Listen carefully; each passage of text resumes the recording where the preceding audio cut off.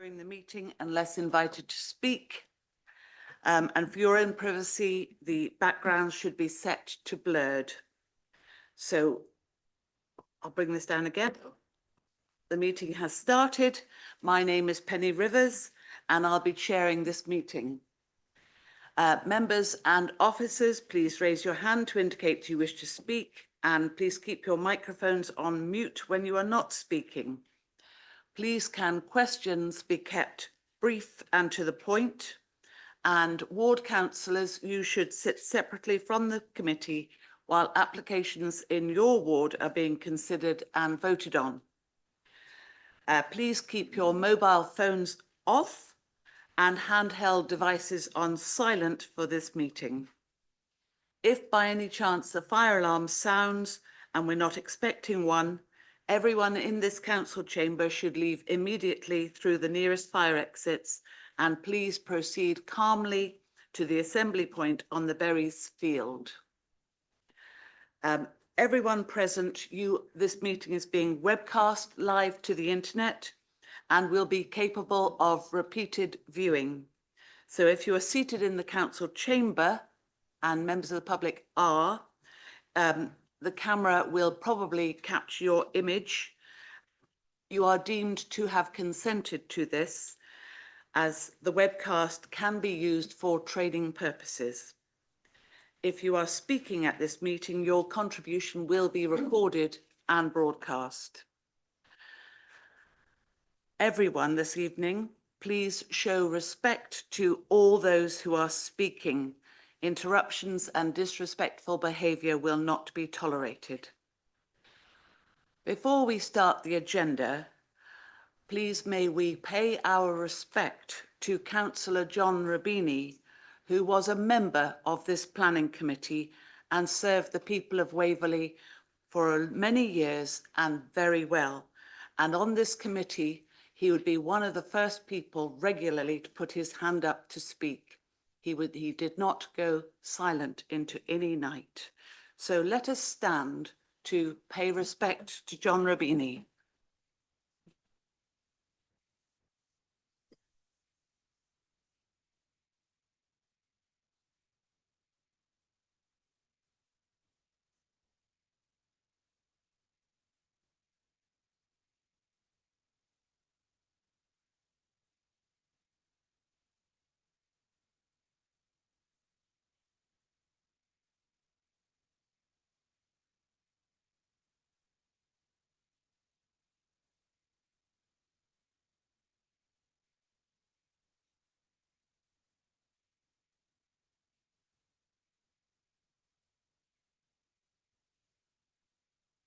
John Rubini, may you rest in peace and rise in glory. Thank you all.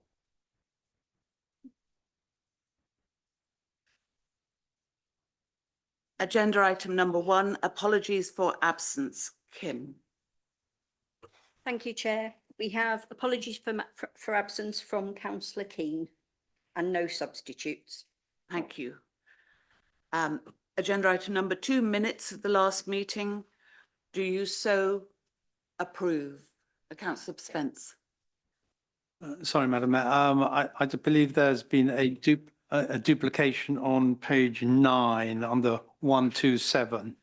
The paragraph beginning in accordance with the public speaking regime. It's got the same list of names as we're speaking on the item on Edgerton Road. So I think it's just been carried over inadvertently. Thank you, noted. With that alteration, is everybody happy? Thank you. Agenda item 3, declarations of interest. Kim. Thank you. We had a declaration of interest from Councillor, I'm sorry, my brain's gone, Chair, but it wasn't, from Councillor Clark. It was non-pecuniary. It was purely that he lives in that area and is well aware of the site, but has no personal interest. Thank you. There are no questions from members of the public or members. So we move on to agenda item number 6, relevant updates. Claire. Chair, I've got no updates this evening. Thank you. And agenda item 7 is appeal decisions. Do you so note? Thank you.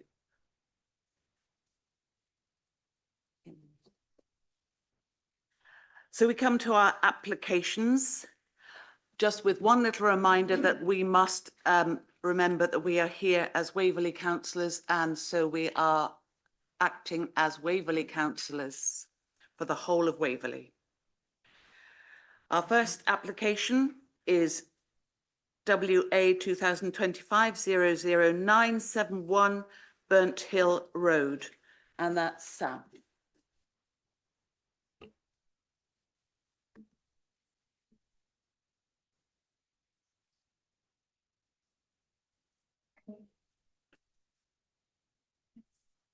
Thank you, Chair, and good evening, members.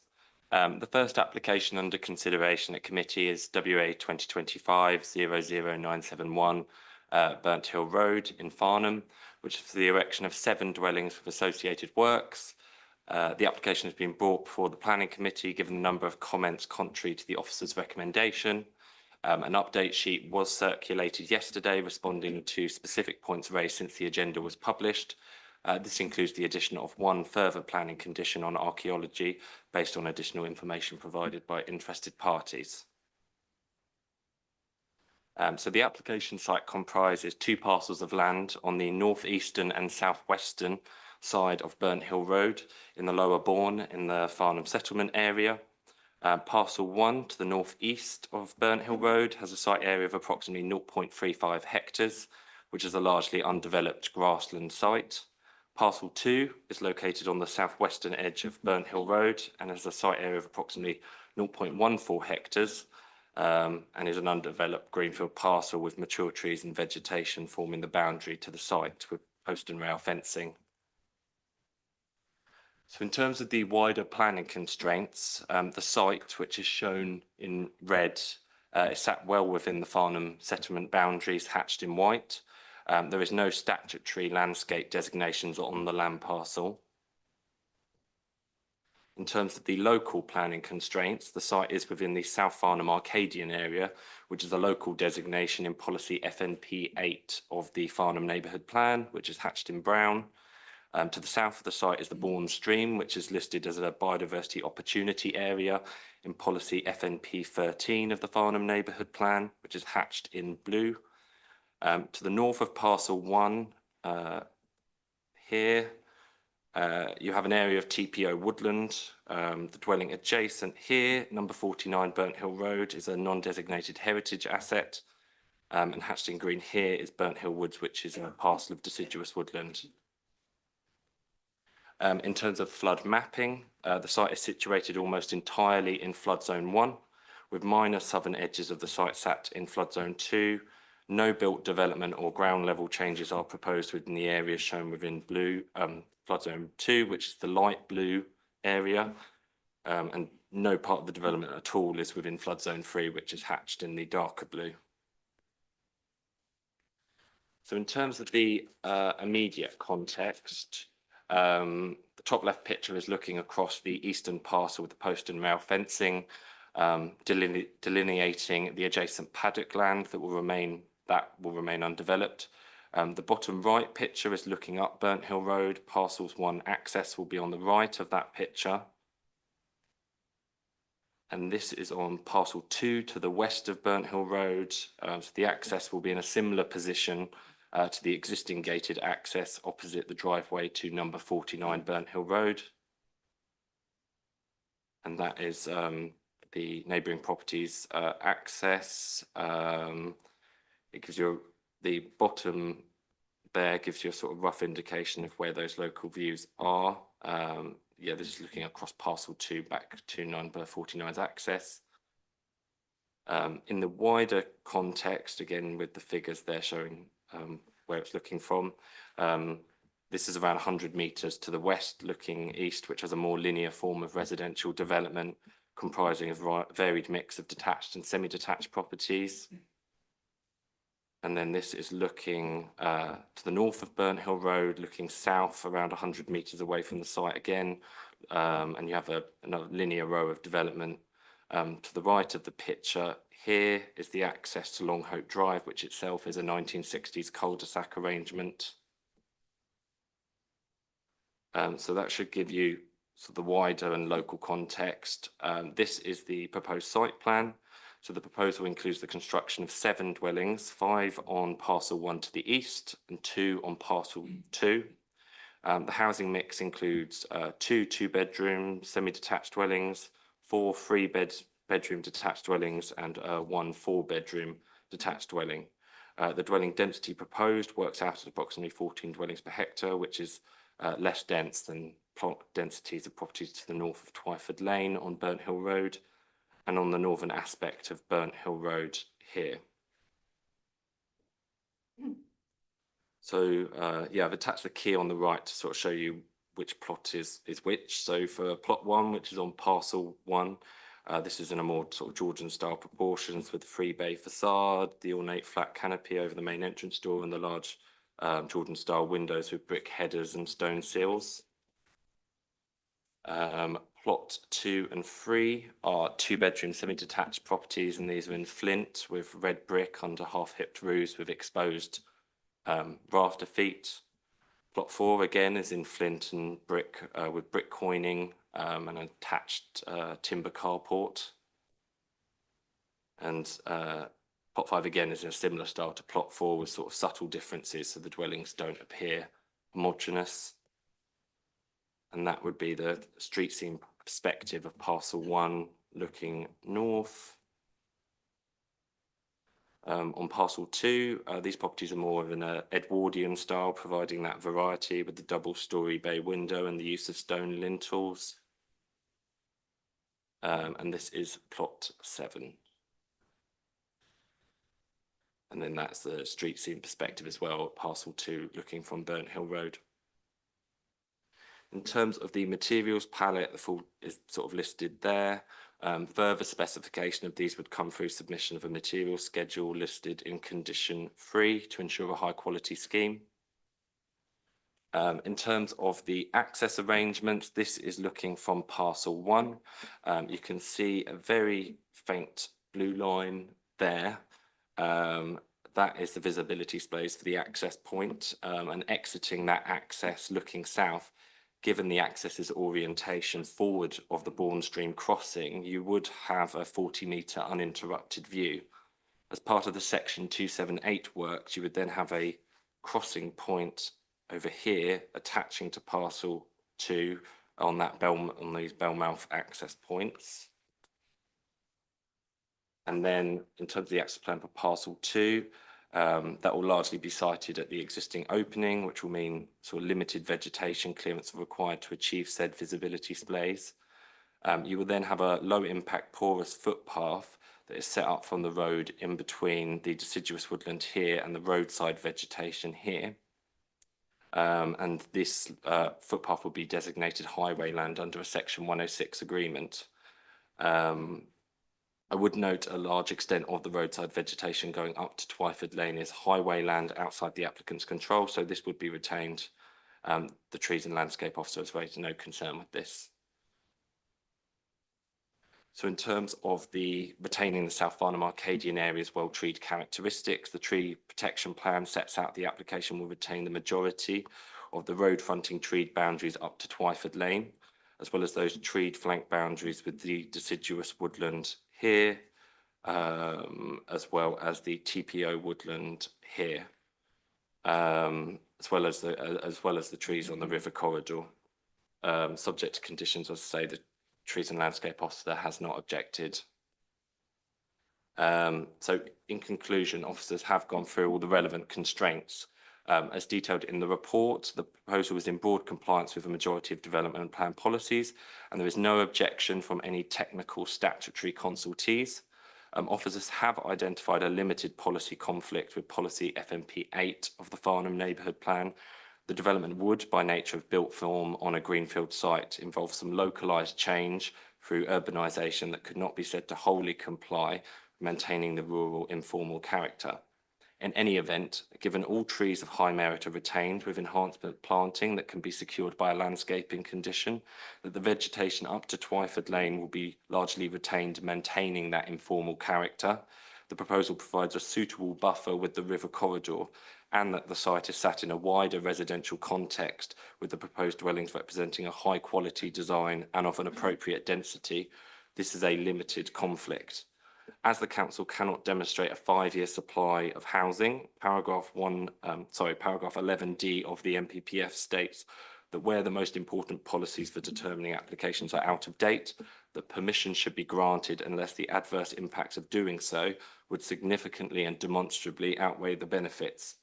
Officers have identified the following benefits of this development, being the housing supply benefit, public benefit to providing a new public footpath up 100 metres of Burnt Hill Road, and the more limited benefits of the construction benefits, local economic benefits of future occupiers, and monies from the community infrastructure levy fee.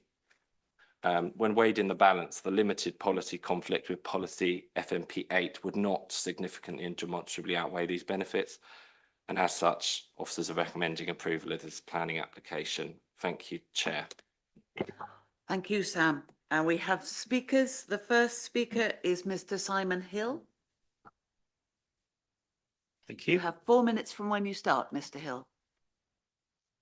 Madam Chair, members. Firstly, let me reassure you that the local objectors in this case do not oppose all house building in the Bourne area. We are content with appropriate schemes, such as the recent Bourne Farm approval. But this application is not appropriate and relies too heavily on judgment against material planning considerations. Its significance lies both in its immediate threat of local harm, but in the menacing precedent which its approval will establish across Waverley. The proposed site is a small greenfield semi-rural area visible from the public road. The two fields are edged by a woodland TPO, a 17th century listed local building, a biodiversity opportunity area, and a recognised wildlife corridor. The site has been consistently protected by Waverley and Farnham Council since 1976. The land was designated as an area of special environmental quality, BE3, in Waverley's local plan and retained in the Farnham Neighbourhood Plan, FNP8, as part of the South Farnham Arcadian area. Since no planning approvals have been previously granted within this Arcadian area, this case is without precedent. This proposal would have a materially adverse effect on the setting that these plans are designed to protect. Nothing has changed. It's the same land with the same characteristics and therefore remains worthy of the same protection today. The officer's conclusion places excessive weight on the National Planning Policy Framework. The Farnham Neighbourhood Plan is not out of date by virtue of being over 5 years old. NPPF paragraphs 11 and 14 are misapplied by relying on housing shortfall to justify significant harm to the South Farnham Arcadian area. This directly contradicts the government and inspectorate, who have consistently stated that the neighbourhood plans are the cornerstone of our planning system. The local residents have also issued with multiple elements within each of the technical consultee reports. Highways and road safety are the primary concerns. The recommendation approves 2 new access points onto an already known unsafe stretch of road, an S-bend at the bottom of a hill over a single file bridge serving 3 schools. Local monitoring shows over 100 school children walk the road twice a day. The highways assessment is not representative on multiple material points. For example, the new proposed footpath encourages pedestrians and those school children to cross at a blind spot of the road. There is a -25 biodiversity net loss. Residents know that this net loss should be much, much higher. For example, badgers are active on this site. There are photographs of badgers just this week, yet the report says there is no evidence of badgers. Are the committee convinced that enough has been done to minimise ecological harm on site before relying on compensation elsewhere? There are more than 232 objections, an exceptionally high number, which exhibits also extremely high levels of understanding of material considerations by those that objected. The approval relies on 27 conditions, another exceptionally high number, and the recommendation is overly reliant on those conditions. The members must consider whether the recommendations rely too heavily on conditions to attempt to limit a very significant harm, and whether in reality these conditions will be enforced or even effective. To conclude, residents fundamentally disagree with the officer's judgment that has been applied in this case on the NPPF interpretation.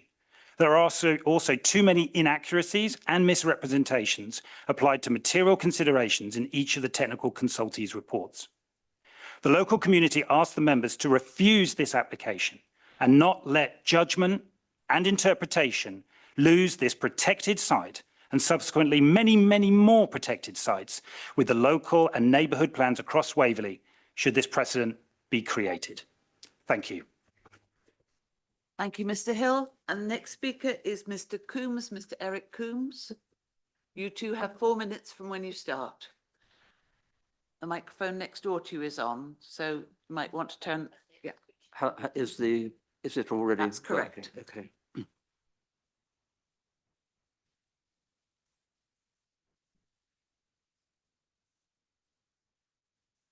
Madam Chair, councillors, in a complex matter where a number of individual elements come together, it's tempting to treat a big question as an aggregation of smaller, apparently easier ones.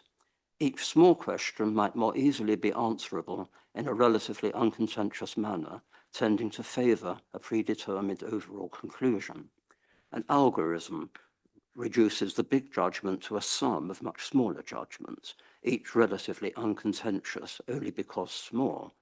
The recommendation before you includes no less than 27 conditions, many of which are presented as dealing with a relatively minor problem.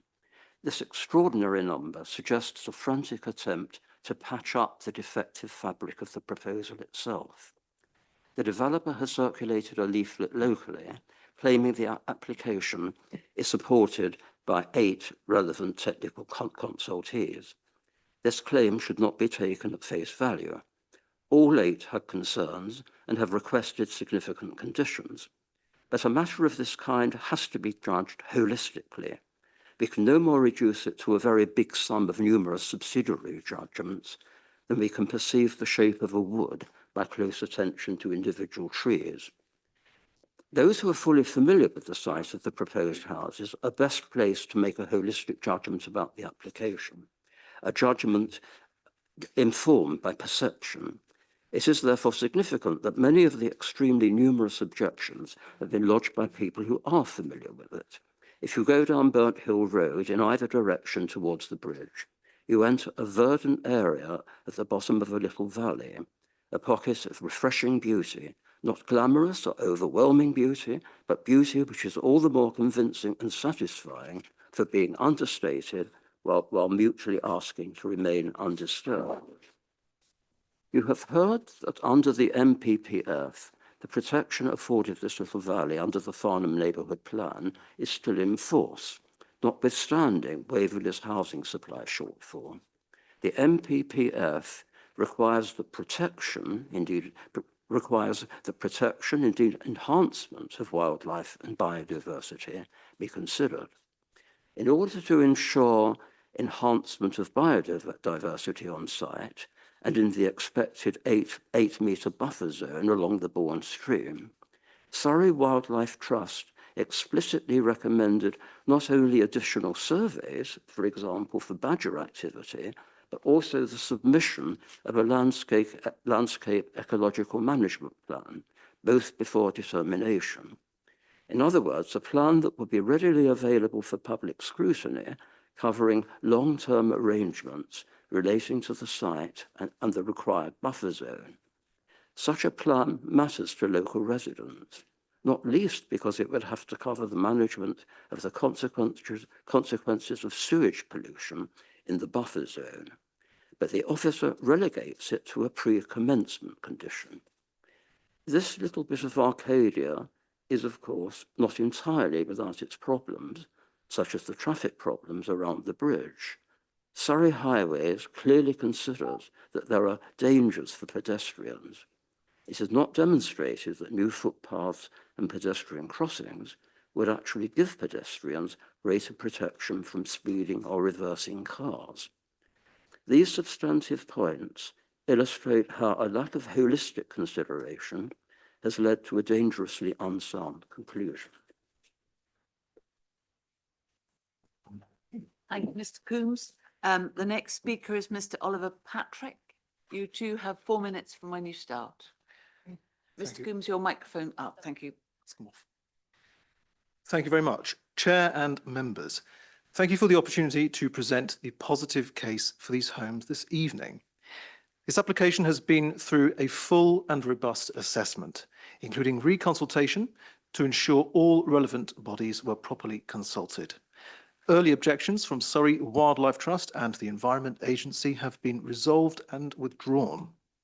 The plans are now fully supported by all technical consultees and recommended for approval tonight. As members know, this is a plan for 7 homes within the settlement boundary of Farnham in a sustainable location close to services and facilities. This is a small-scale, high-quality, low-density development carefully designed and landscaped to respect the amenity of existing residents. In planning terms, this is exactly the type of sustainable development that is supported in planning policy. Members will be aware that Waverley cannot, as your officer said earlier, demonstrate a 5-year housing land supply. Indeed, the council's position is just 1.28 years, a significant housing shortfall. This engages the tilted balance in favour of sustainable developments exactly like this one before you tonight. And that is a significant material consideration. In these circumstances, national planning policy is clear. Permission should be granted unless the adverse impacts significantly and demonstrably outweigh the benefits. And in this case, the council's officers have concluded that there are significant benefits associated with this planning application. 7 new homes at a time of significant and persistent housing shortfall in the borough, a new public footpath along Burnt Hill Road, improving connectivity and safety, preservation of the treed backdrop of Burnt Hill Road, and of course, the construction and local economic benefits from a project of this nature. There has been local opposition, and we understand that. As members know, however, the number of objections is not in itself a reason for refusal. Planning applications are not decided by public referendum, but here in this chamber, based on planning policy, material considerations, and the strength of the arguments, not the number of them. The key question is whether the concerns raised in objection result in harm that outweighs the benefits. And your officers tonight have clearly concluded the benefits outweigh any harm. So stepping back, the position is clear. This is a policy compliance plan, which is recommended for approval by your professional planners. This plan delivers housing in a sustainable location within the settlement boundary. It preserves the well-wooded appearance of the area, and the benefits clearly outweigh any limited harm identified. This is a scheme that has been scrutinised comprehensively by consultees, refined by the applicant to address any concerns, and is now recommended for approval. The planning balance, I would argue, in this case is clear, and I ask you to support it tonight. Thank you, Chair and members. Thank you. We have councillors. Councillor Coburn, do you wish to speak? I do, Madam Chairman, but I think I should come after Yes, I was just checking. the other side. So Councillor Murray, you too have 4 minutes from when you start. Thank you, Madam Chair, and members. Thank you for allowing me to speak on this matter on behalf of Farnham Town Council. I know this area well. I live just 5 minutes walk from this beautiful and largely untouched part of Farnham. One of the last remaining undeveloped pieces of land in the Bourne. Now, at the heart of this is the issue of the tilted balance. Now, imagine, if you can, a large seesaw, and on one side sits the government housing target, who looks like King Kong. On the other side sit 250 villagers, who each represent local and neighbourhood plans, together with all the harms and impacts associated with the proposal, road safety concerns, biodiversity loss, flood risk, the lack of suitable SANG mitigation within Farnham, the loss of the local amenity, and complications around shared access with the neighbouring property. Now, the officer's recommendation is based on the view that the government's housing requirement tipped that balance decisively in favour of development, largely because the Farnham Neighbourhood Plan is said to be out of date. However, recent case law does not support such a simple interpretation. In the Gladman case, the developer argued that because the neighbourhood plan was out of date, the national planning policy framework should automatically take precedence. Now, the judge rejected that argument outright, making clear that neighbourhood plans must still be given proper weight when considering the tilted balance. How can you not? Or it would not be called the tilted balance. We would not have a seesaw. So in addition, Section 38B of the Planning and Compulsory Purchase Act 2004 requires planning decisions to be made in accordance with the development plan unless material considerations indicate otherwise. The local plans therefore retain primacy. The tilted balance is not in itself the determining factor, but is subjective. Now, members, there are clear policies available to support refusal of this application. FMP 13, biodiversity protection and unacceptable loss of habitats. FMP 30, highway and safety concerns, including the removal of hedgerows and trees. FNP 8, which the officer highlighted, protection of the Arcadian character of the area. And FMP 1 and TD 1, which is heritage, landscape and conservation considerations. Any one of these policies could justify refusal and tip the balance. And really, how much of a dent in Waverley's 5,000 housing figure will 7 houses make?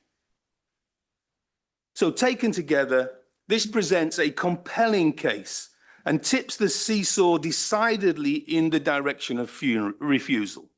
I therefore respectfully urge members to refuse this application. Thank you. Thank you. Councillor Coburn, you two have 4 minutes. Thank you, Madam Chair. I'll try not to be repetitive, but it's very difficult in this site. I've defended this site for years, 25. I wasn't there at the very beginning, but and I was also the lead member for the Farnham Neighbourhood Plan, which we took incredibly seriously. We didn't just pluck ideas out of the air. Everything we put into that plan was backed by local groups, by specialist people. We took advice on absolutely everything to make sure that that plan was robust. FMP8 was a direct daughter, son, whatever, of BE3. BE3 we treasured as a policy in Farnham. It again did exactly what FMP8 does, which was protect the Arcadian area of certain parts. It doesn't do the whole Bourne, and we've respected it. And because of that, we have in the Bourne still a very green sort of approach, and little areas where the trees dominate and the housing doesn't. So I find it very difficult. I think one of the speakers said, you know, this is interpretation of whether you have a limited policy conflicts with FMP8. I've said before, I think I said it at an appeal, as far as I can see, this just drives a coach and horses through FMP8. When we selected this site to be a green space, we used, some of the people are probably sitting out there, we used expertise when we were looking at allocating land to make sure that we left green corridors, because we took nature recovery very seriously, even in those early days. And this was designated an important green corridor, and of course a blue corridor with the Bourne Stream. So we actually selected this site to remain part of the Arcadian area and to, as I say, be part of our nature recovery in the town. We know that the reason nature is losing the battle is because we fragment the landscape. We fragment it at our peril, because if animals cannot go between these protected areas, then they fail. And this is something we understood years ago when we were first doing the plan. And this piece of land has always been protected for its value to wildlife and indeed to human beings, because it is part of the green lung that we wanted to retain throughout Farnham. We mentioned that there is a property, 49 Burnt Hill Road, and then we do nothing to protect it. We don't protect it. We talk about the existing entrances to this property. This property is lived in by a family who goes in and out. They both work and the children go to school. And the last thing they need is construction vehicles filling up their piece of land. They own the tarmac drive into the house. And we don't seem to be doing what we should be doing under DM5, which is protecting the amenity of existing occupants. I think this is a poor use of this land. I accept that we need housing, but we have selected lots of sites for housing. We went back and selected more, and there are more housing sites in Farnham. But I'm sorry, I don't think this is one. I think we should look at this, look at the policy and turn it down. Thank you, Madam Chairman. Thank you. So, members, your chance now to speak. Councillor Clark. Thank you, Madam Chair. I'd just like to start by saying this application is a prime example of why planning committees exist and why they have an important role. They provide a local democratic oversight so that the developments align with local policies whilst addressing community concern. 95% of applications, as we know, are decided by qualified planning officers, whilst the committee has to step in to applications that have attracted significant public interest and local objections. The committee weighs the planning advice given by the qualified officers against local concerns to ensure that any development serves the long-term public interest. I reserve my right to say a little bit more later. Thank you. Thank you. Councillor Spence. Thank you, Madam Mayor. I've had a number of questions, if I could address those, please. The first one is regarding the choice of Sang, which I see as Oldlands Copse in Guildford. My question there is, why is one not nearer being chosen, one in Waverley, and I was thinking of the Moore Park Sang as an option. So that's my first question. The second question is regarding this Hoggin path. I think I'm calling that by its right term. I'm unclear whether that is going to be curbside or the other side of a hedge, because I've just heard that over 100 school children use that road, and I would have concerns if they were walking in a secluded path with a hedgerow on one side so that they can't be seen, just from a safety perspective. I'd value your comments on that. And the third one is, I note that this the site is 0.496 square meters, I believe. So I just would like you to confirm that as officers you have double checked that measurement, because it seems to me very close to the 0.5% that would have triggered the affordable housing requirement. So if you could confirm that you have double checked that. Thank you. Thank you, Councillor Spence. So on the first question on Sang, I think I set out in the report that for 10 dwellings or less, the Thames Basin Heath framework allows you to provide Sang credits or Sang capacity in the borough or an adjoining district, there is less recreational pressure on those not major schemes. That is the policy set by Natural England, so there's no policy or basis to refuse it on distance from said SANG. On the footpath issue, it would be, and I can probably get it up again on the presentation if that's easier.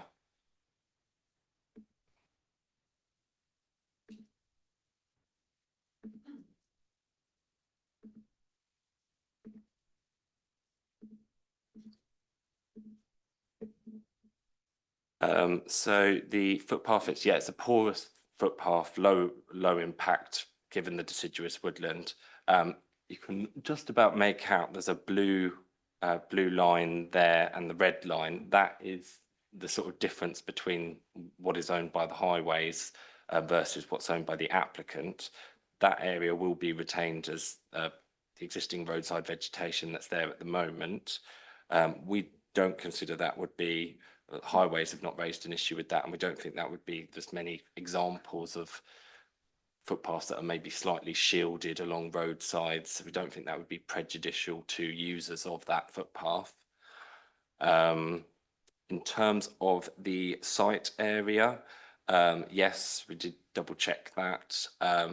You will find that quite a lot of developments will be just marginally below 0.5 because they don't want to be classed as major development, which, yes, affordable housing, but there's also other things to contend with when you're major development. So yeah, hopefully that addresses your questions.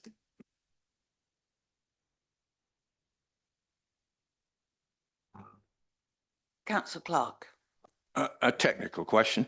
Can Sam confirm that Southern Water did not respond? And can he also confirm why they were consulted?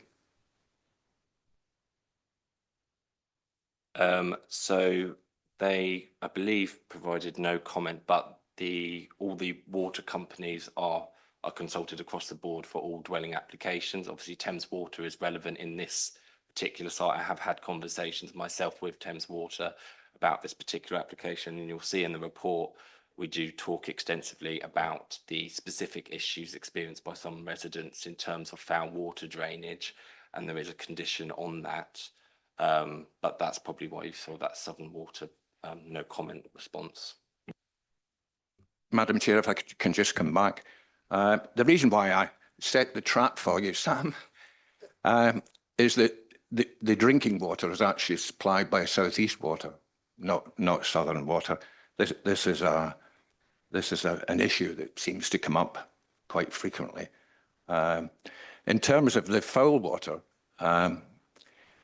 the bridge over the Bourne Stream has been closed 3 times already this year for work to the crumbling sewage infrastructure. And just to celebrate the fact that we've got a planning committee today, they closed it yesterday. So that is the 4th time. So I am pleased to see that there is a condition that before occupation can take place, the infrastructure will be brought up to scale. Is that correct, Sam? Yeah, so I tried to detail extensively in my report about the sort of difficult regulatory environment in which we sit in terms of the privatisation of water companies. Ultimately, it's a condition that has been used on appeal decisions. It's gone to the High Court. It's things not just Waverley experiences. It's across the country, and it's a condition that, yeah, as I say, has been tested and tried. And that is where we can get the capacity, we can judge the capacity improvements to the local area.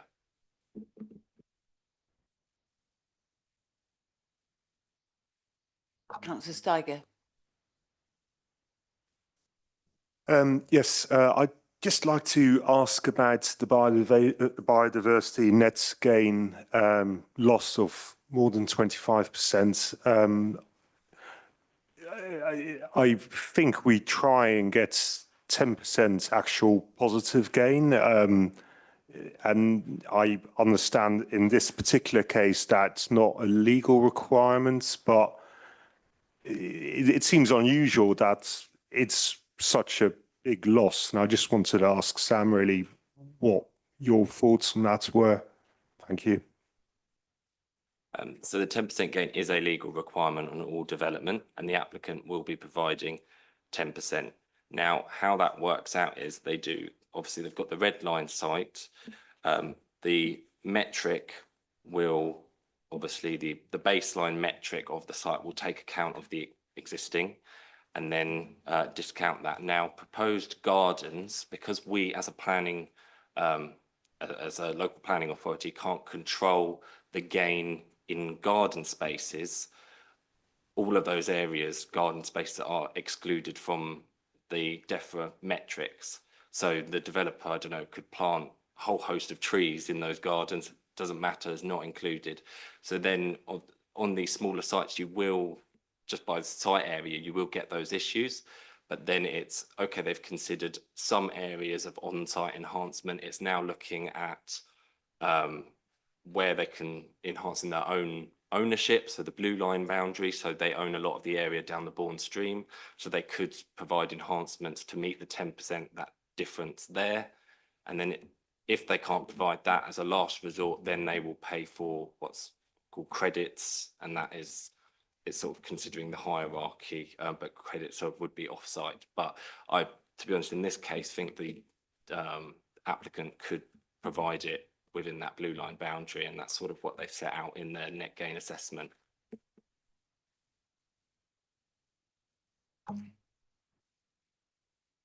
Councillor Clark. Thank you, Madam Chair. I'd just like to say a few words about highways. The entrance to the proposed site lies directly in between two blind bends on Burnt Hill Road, approximately 300 metres apart. The entire section of that road becomes single track, and the bridge over the Bourne Stream is only built for one vehicle at a time. Vehicles from either direction excuse me, frequently have to back up to allow oncoming vehicles to pass.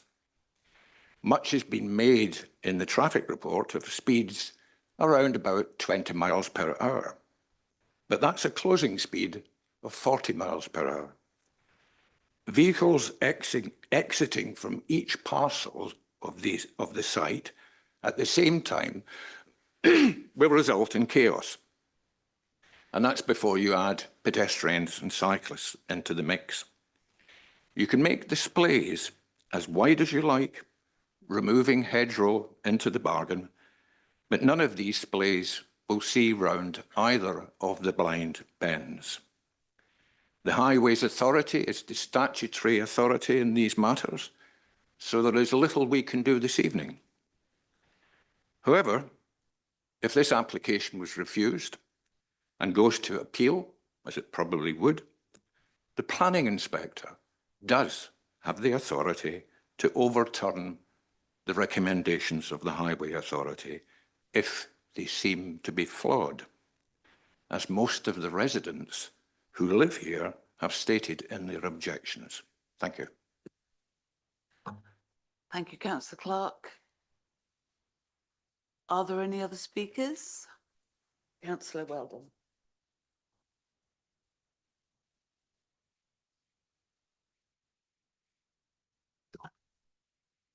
Thank you. I just want to make one simple point, which I think is important and is often overlooked.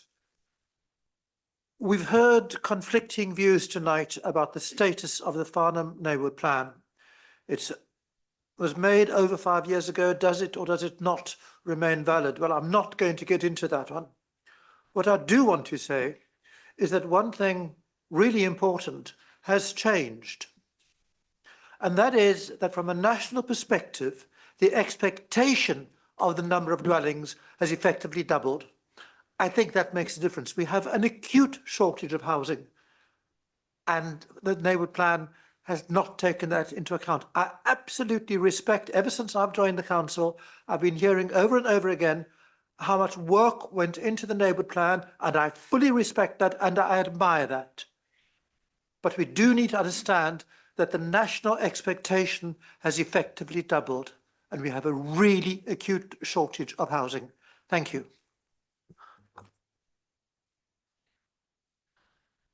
So I don't see any other speaker. Councillor Clark. No, I beg your pardon. Councillor White. Thank you, Madam Chair. Sorry, my conscience won't let me go without saying something. And I'll state here now that I am against this development. And I know the tilted balance, we know what it means, we know we need to build houses. My big concern, and this is an absolute example of this, and Farnham and to some extent Cranley are going to be the kicking stools on this. Because we can't take this land back again. Once we've built on it, it's gone. We can't take it back. And we've heard the biodiversity argument, which is absolutely right. What we should be doing, and it's a bigger plan, and I know it's got to be decided, but what this planning authority, what we must do is we must look for a site, for a village site, to build the housing that's required by the government edict, by the NPPF. We cannot carry on chipping away at beautiful pieces of land, just putting 7 houses on, as Councillor Coburn said, the green lung of Farnham. We can't get it back again. And I feel very, very passionate about this, as you can hear. That's all I can say. Thank you. Councillor Clark. You'll be pleased to hear that this is my last attempt. But just before I say what I was going to say, there have been members of this committee, and one of them spoke just a minute ago, who have consistently talked about the way to achieve these huge housing targets is by density and by height. And these councillors and members of this committee have said this is the way to go because they want to protect green spaces. Right, got that off my chest. I just want to say a final few words about judgment, because that's what's on the table this evening. Concerns have been raised by over 230 letters of objection, letters that include the Town Council, Farnham Society and the Bourne Conservation Group. I have read many of them and I was impressed by their clarity and their attention to planning considerations. So I respect their judgment. The case officer's report has methodically and forensically attempted to answer their concerns. But in the report, it is the case officer's judgment in the planning balance. The planning balance is about how much weight you give to the harm versus the benefits. In this case, we have a development that will contribute 7 houses, which is 0.1% of the 5,777 houses in the unmet need for the next 5 years. Against the harm caused by the development on a site that has been consistently protected, first of all by our local plan, BE3, but when that was not a retained policy, the onus was shifted on to FNP 8. If members of the committee decide to refuse, it will almost certainly go to appeal. And I would respect the planning inspector's judgment because I feel that he could come down on the side of the residents. Thank you. Thank you.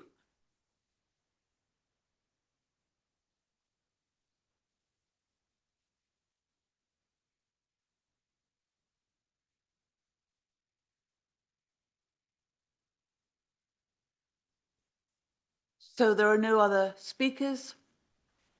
Councillor Murray, or Councillor Coburn. One of you has 2 minutes to sum up.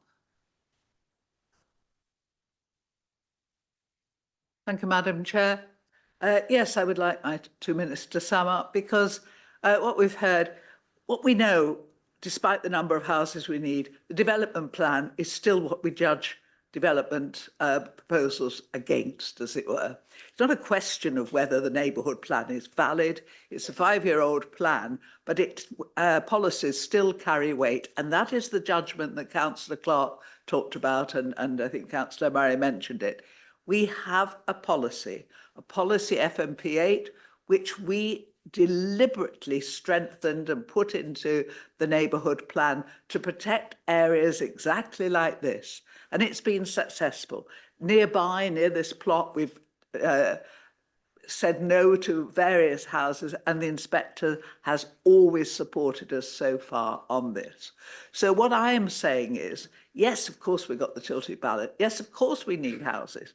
But we look at this site and we look at the development plan and we say, has the strength of FMP8 gone so weak that we cannot use it to defend the site, or does it still carry enough weight along with the other neighbourhood plan policies and policies like DM5, looking after the amenity of existing residents, to say, yes, the tilted balance is there, but on balance, this is contrary to policies, weighty policies within the development plan. And that is what I'm saying.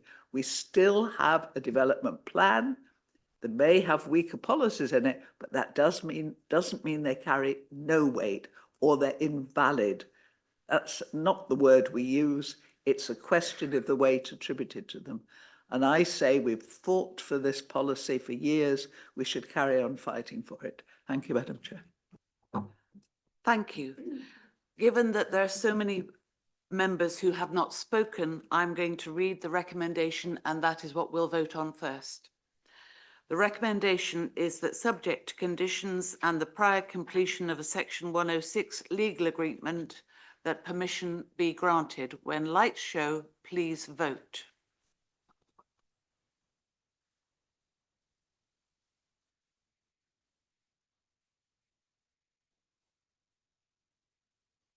Thank you, Madam Chair. That is 4 in favour and 8 against, no abstentions. So that falls. So we need an alternate proposal, please, with grounds. Councillor Clark. Thank you, Madam Chair. I had this one up my sleeve just in case. I think insufficient weight given to the following policies: FNP 8, D1 of the local plan, and D4 of the local plan, and the Farnham design statement.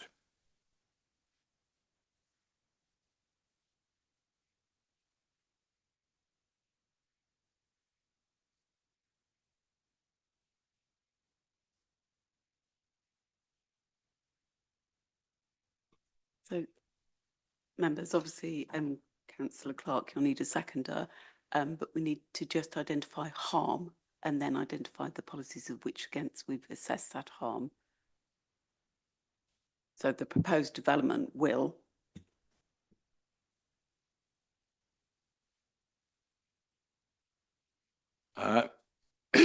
Right. I'm going to ad hoc now. The harm would be not maintaining the informal, semi-rural character and appearance of the area.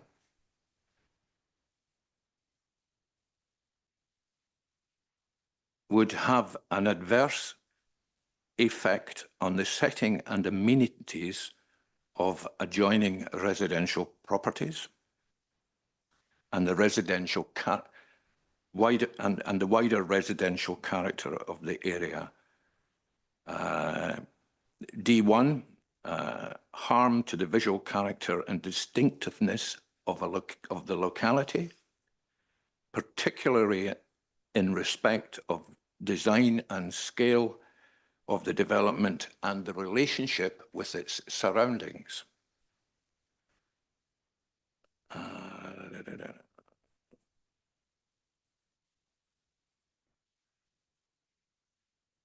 The development would not complement its surroundings, in particular, protecting and enhancing the appearance of the street scene. I think that's enough. So members, can I suggest, if you're minded, if there's a seconder and you're minded to refuse, that you also include a reason for refusal that would relate to the absence of the section 106 for the proposed to secure the SAM contributions to mitigate recreational impact on the Thames Basin SPD, and also as a third reason for refusal in the absence of section 106 to deliver the highway improvements, the footpath on highway land, contrary to relevant policies relating to those two planning issues. Councillor Clark, do you have a seconder? Councillor Steiger. So does everybody understand the grounds for refusal? Any questions? Just checking. Seems not. So when lights show, please vote.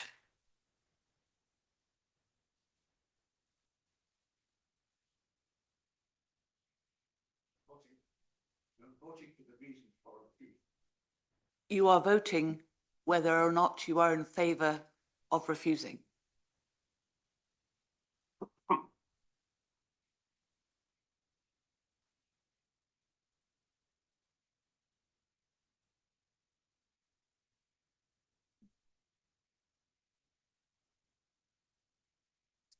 Thank you, Madam Chair. That's 8 in favour of refusal, 3 against and 1 abstention. So therefore that is carried. Refusal. Thank you. So did everybody hear that was 8 in favour of refusal, 3 against refusing and 1 abstention, so that the refusal is carried. Thank you to members of the public who are here for that application. Our next application, I'll wait a moment.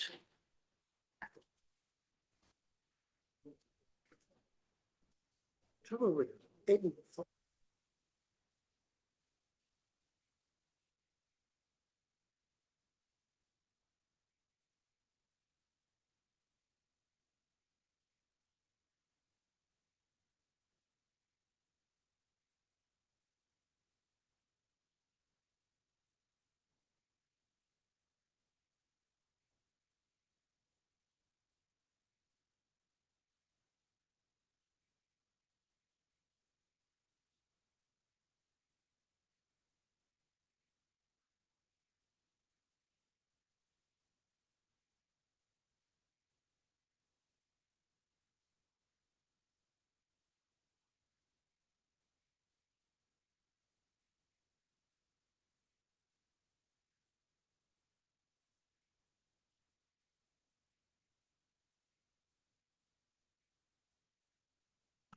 Okay, we're still in a meeting.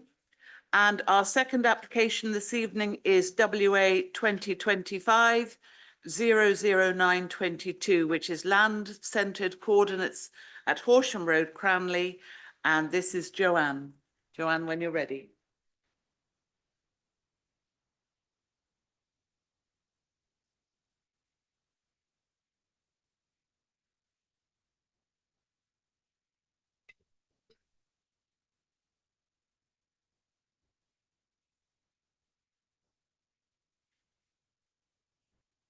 Thank you, Madam Chair. Good evening, everybody. This application is a phased hybrid application comprising of a full planning application for the demolition of Thackeray Bungalow and the erection of residential dwellings. There are 75 dwellings as part of the full application. New access road from Horsham Road, internal roads, car parking, landscaping, public open space and other works and infrastructure. Outline planning permission is also sought for with all matters reserved except for access for the development of self and custom built dwellings there are 4 dwellings in total. Moving on to the first slide, you have a site location plan with the boundary outlined in red. The site is located to the southwest of Horsham Road on the southern side of Cranley and to the northeast of the Downs Link, which is on the southwestern side of the application site. There is a small area on the right-hand side of that slide, and that denotes the boundary for the outline planning application for the 4 self-build custom dwellings. Slide 3 is an aerial view of the site with the site outlined in blue. So you can see that there has been recent development to the northern side of the application site, and you have the Horsham Road on the northeastern side with the Downs Link on the southwestern side. We have some constraints on the next slide. In the northeastern part of the site, it actually lies outside the site, but adjacent to the Horsham Road is a small area of ancient woodland. The lime green colour on the northern boundary of the site is a TPO, and there are footways or public rights of way comprising of either a public footpath or a public bridle way to the southern part of the site, which is Thackeray Lane, and then there's a footpath and the Downs Link bridle way on the southwestern side of the application site. The access into the site for the development is proposed off the Horsham Road. This is a priority junction. The larger version of the plan is on the right-hand side of the slide there. It would be a Copenhagen-style crossing off the Horsham Road, and on the northern side of the access into the site would be a 3-metre shared cycleway and footway. And this would adjoin to the northwestern side along Horsham Road an existing bus stop that is already on this in existence along Horsham Road. The photograph on the left-hand side, in the approximate location of where the gate is shown, is where the proposed access would be.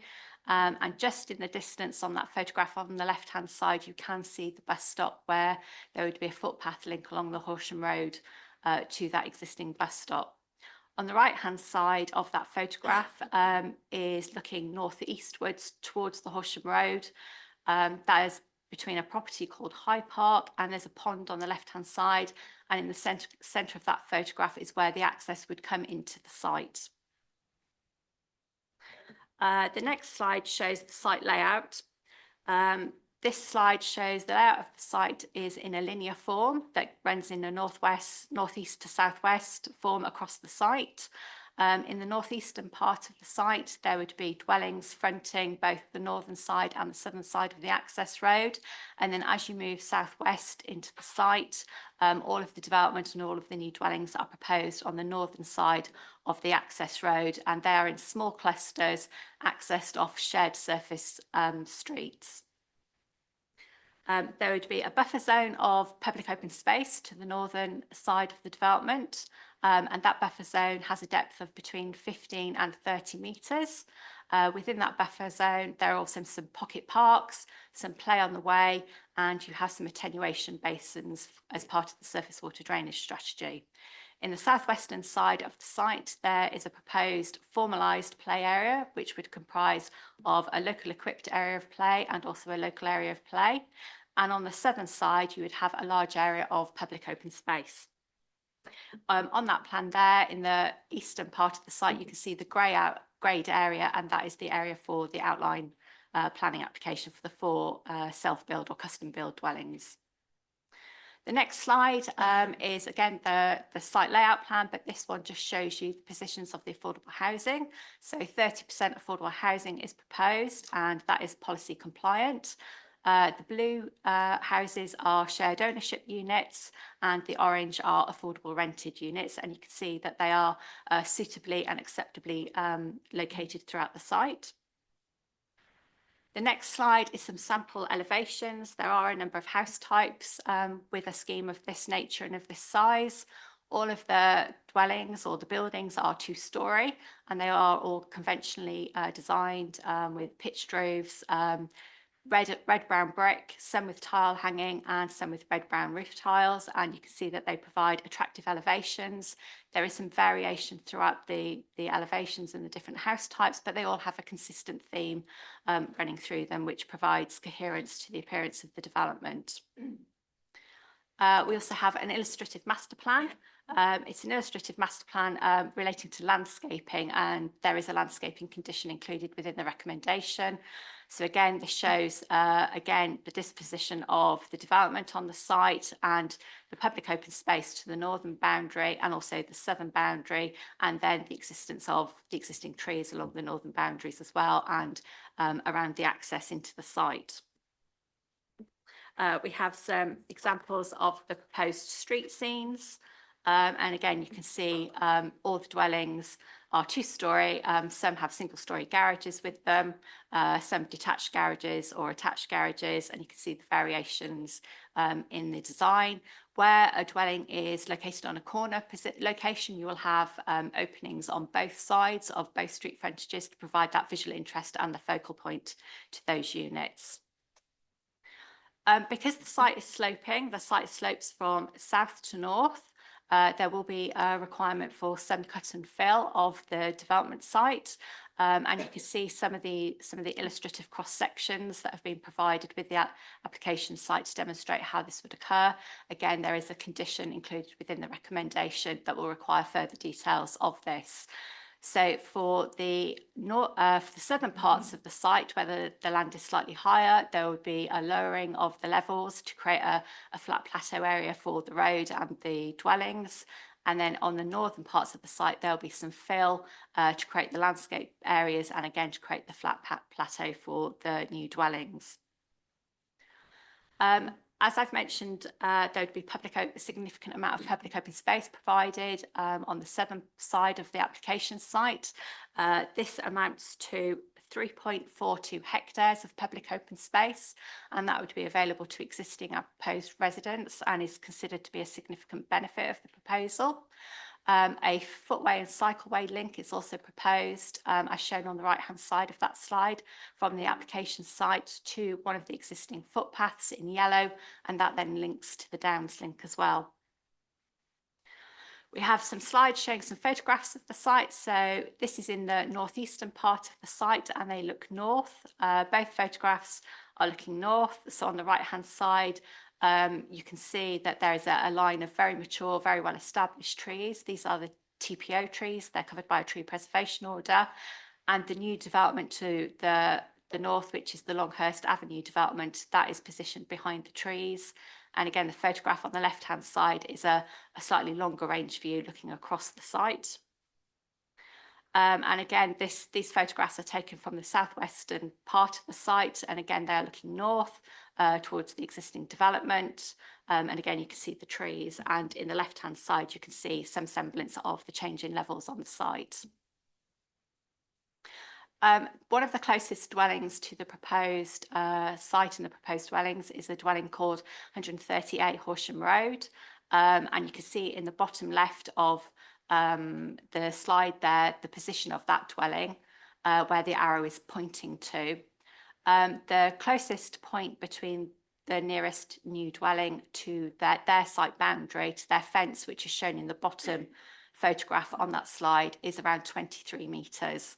You can also see from the slides on the right-hand side of that slide there that there is some landscaping within their rear garden, and there's also a footway between the application site and their site boundary. So those distances accord with the Residential Extensions SPD. We have some photographs of the actual application site, and these are taken from the new development to the north of the site. So the top left-hand corner, you have some of the gardens of the new development that back onto the trees. That's the line of TPO trees from the other side of the site. In the top middle there, that's looking southwards towards the application site, and you can see that there is an avenue of new houses, and you can see the site in the distance. And again, similarly, on the right-hand side of that slide, again, there is some open space within the new development, and you can see the site in the very light green colour in the distance beyond the trees.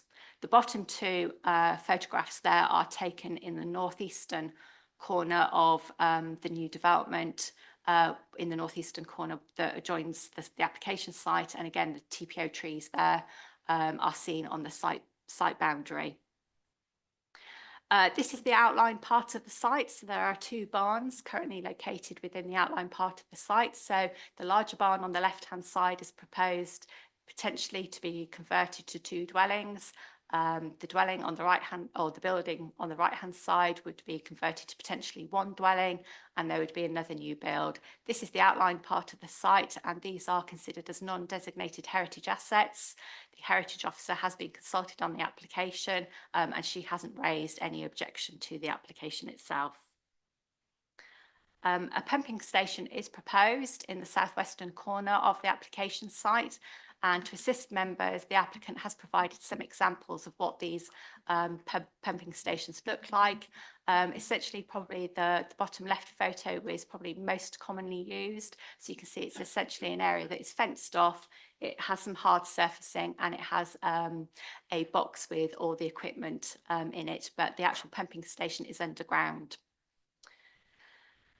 So to conclude, members, there is an update sheet for this application, and I would draw your attention to that. It proposes to delete one of the conditions regarding self-build and to move those provisions into the Section 106 legal agreement. And there are some other minor wording changes to the conditions set out. In conclusion, given the lack of a 5-year housing land supply, as we've heard earlier this evening, the tilted balance is engaged. And although the site in this particular case would result in the loss of this undeveloped countryside, resulting with some inherent conflict with policy DM15, which seeks to protect the countryside, the development can be integrated into the settlement edge without significant impacts on wider landscape character and views. All other planning harms can be mitigated by either conditions and/or Section 106 planning obligations. The planning benefits in this particular case are listed in Section 29 of the report, and they carry significant weight in favour of the development. In this case, there isn't considered to be any overriding harm that would be sufficient to outweigh the requirement of the tilted balance, which is to grant planning permission. The recommendation is as set out on the agenda, subject to the alterations on the update sheet. Thank you, Madam Chair. Thank you very much. We have some speakers. The first is John Harkin. You have 4 minutes from when you start, Mr. Harkin.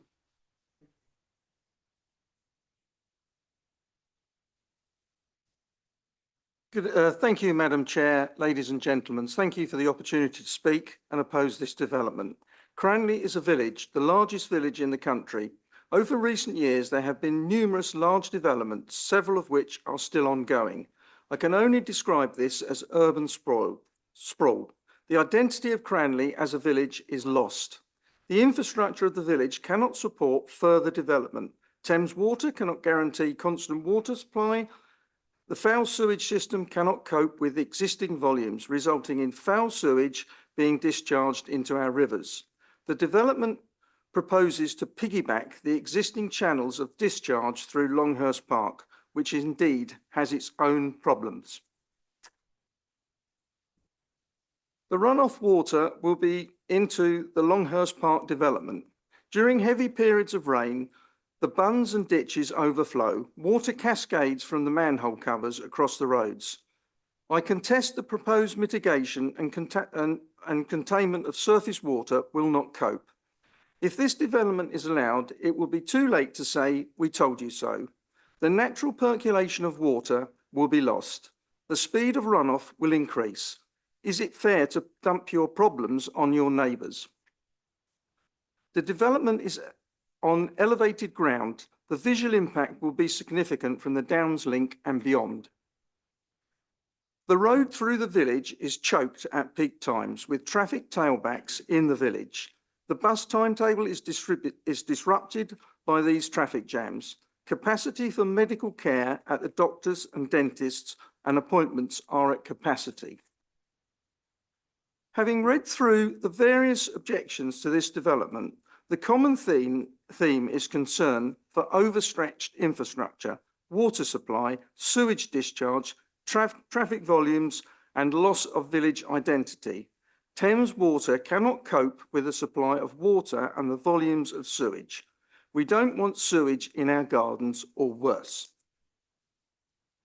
Access to the development from the Horsham Road is on a bend in close proximity to a change of speed limit from 60 to 30, which is dangerous. Pedestrian access to the village with all of its amenities is via a single footpath, not wide enough for two, or via the unlit Downs Link, which is a quagmire during the winter. Is it fair to allow our school children to walk to and from school in peril? In closing, my objections are water supply to the detriment of the existing residents, low pressure, no water at times due to overstretched and inadequate capacity, water runoff, village infrastructure, visual impact. Thank you for your time. Thank you, Mr. Harkin. Our second speaker is Mr. Jeff Carroll. You two have 4 minutes. Good evening. Good evening, Chair, councillors, officers and others attending. My colleague John has already mentioned some of the key matters to consider for this application.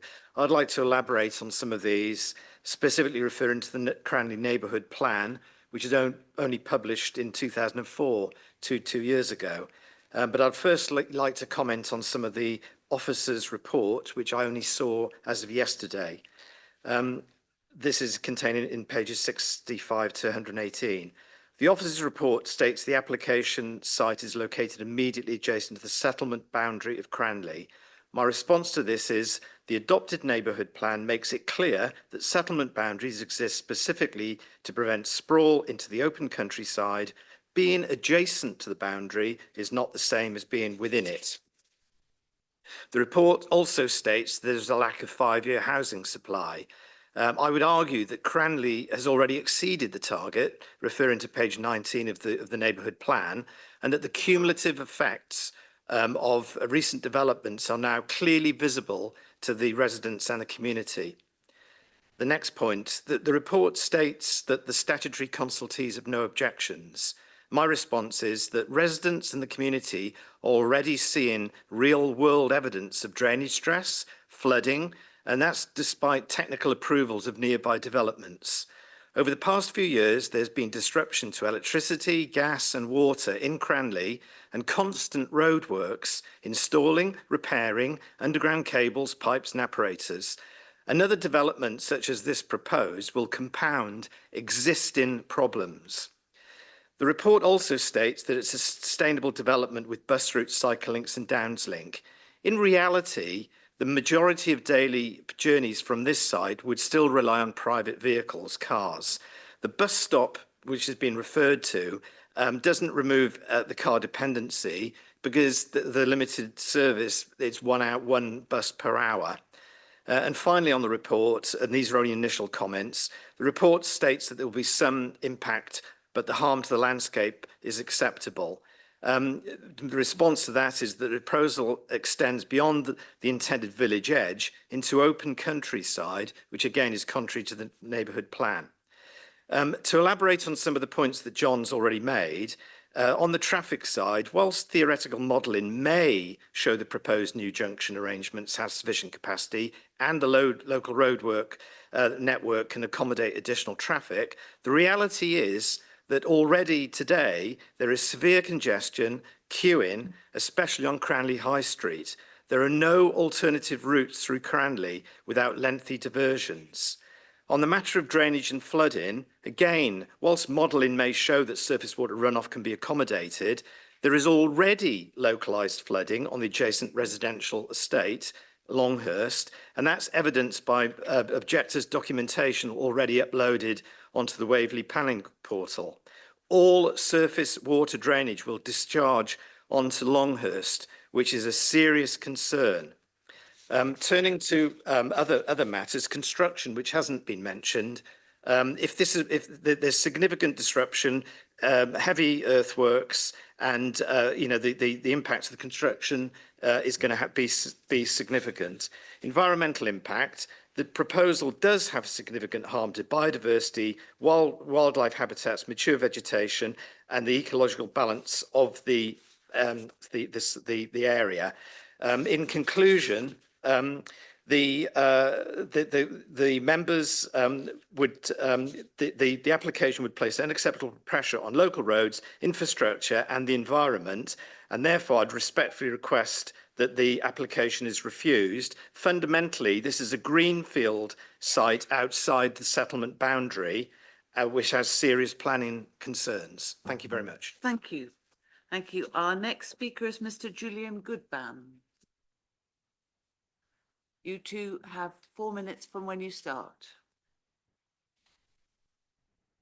Thank you, Chair. Members, and thank you for the opportunity to speak this evening. My name is Julian Goodban and I'm the Regional Planning Director for Bellway Homes.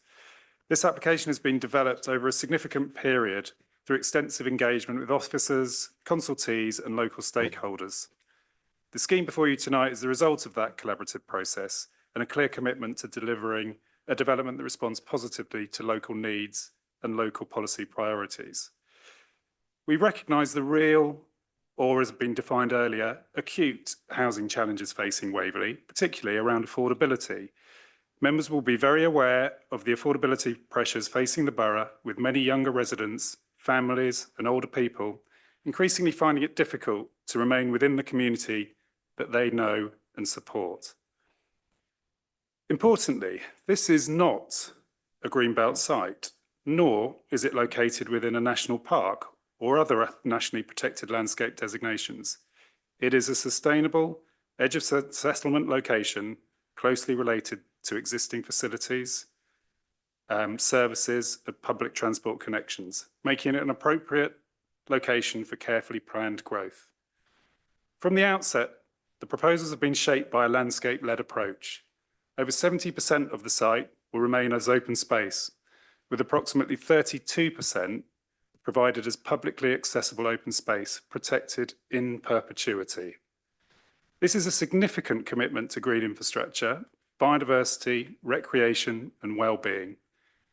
These areas will be safeguarded through Section 106 agreement, a restrictive covenant, and ensuring that they remain protected for future generations. The development would also provide a range of homes, including affordable housing, helping local people within the community. This includes younger residents looking for their first homes, families wanting to stay close to local support networks, and other older residents seeking to downsize locally without leaving Cranley.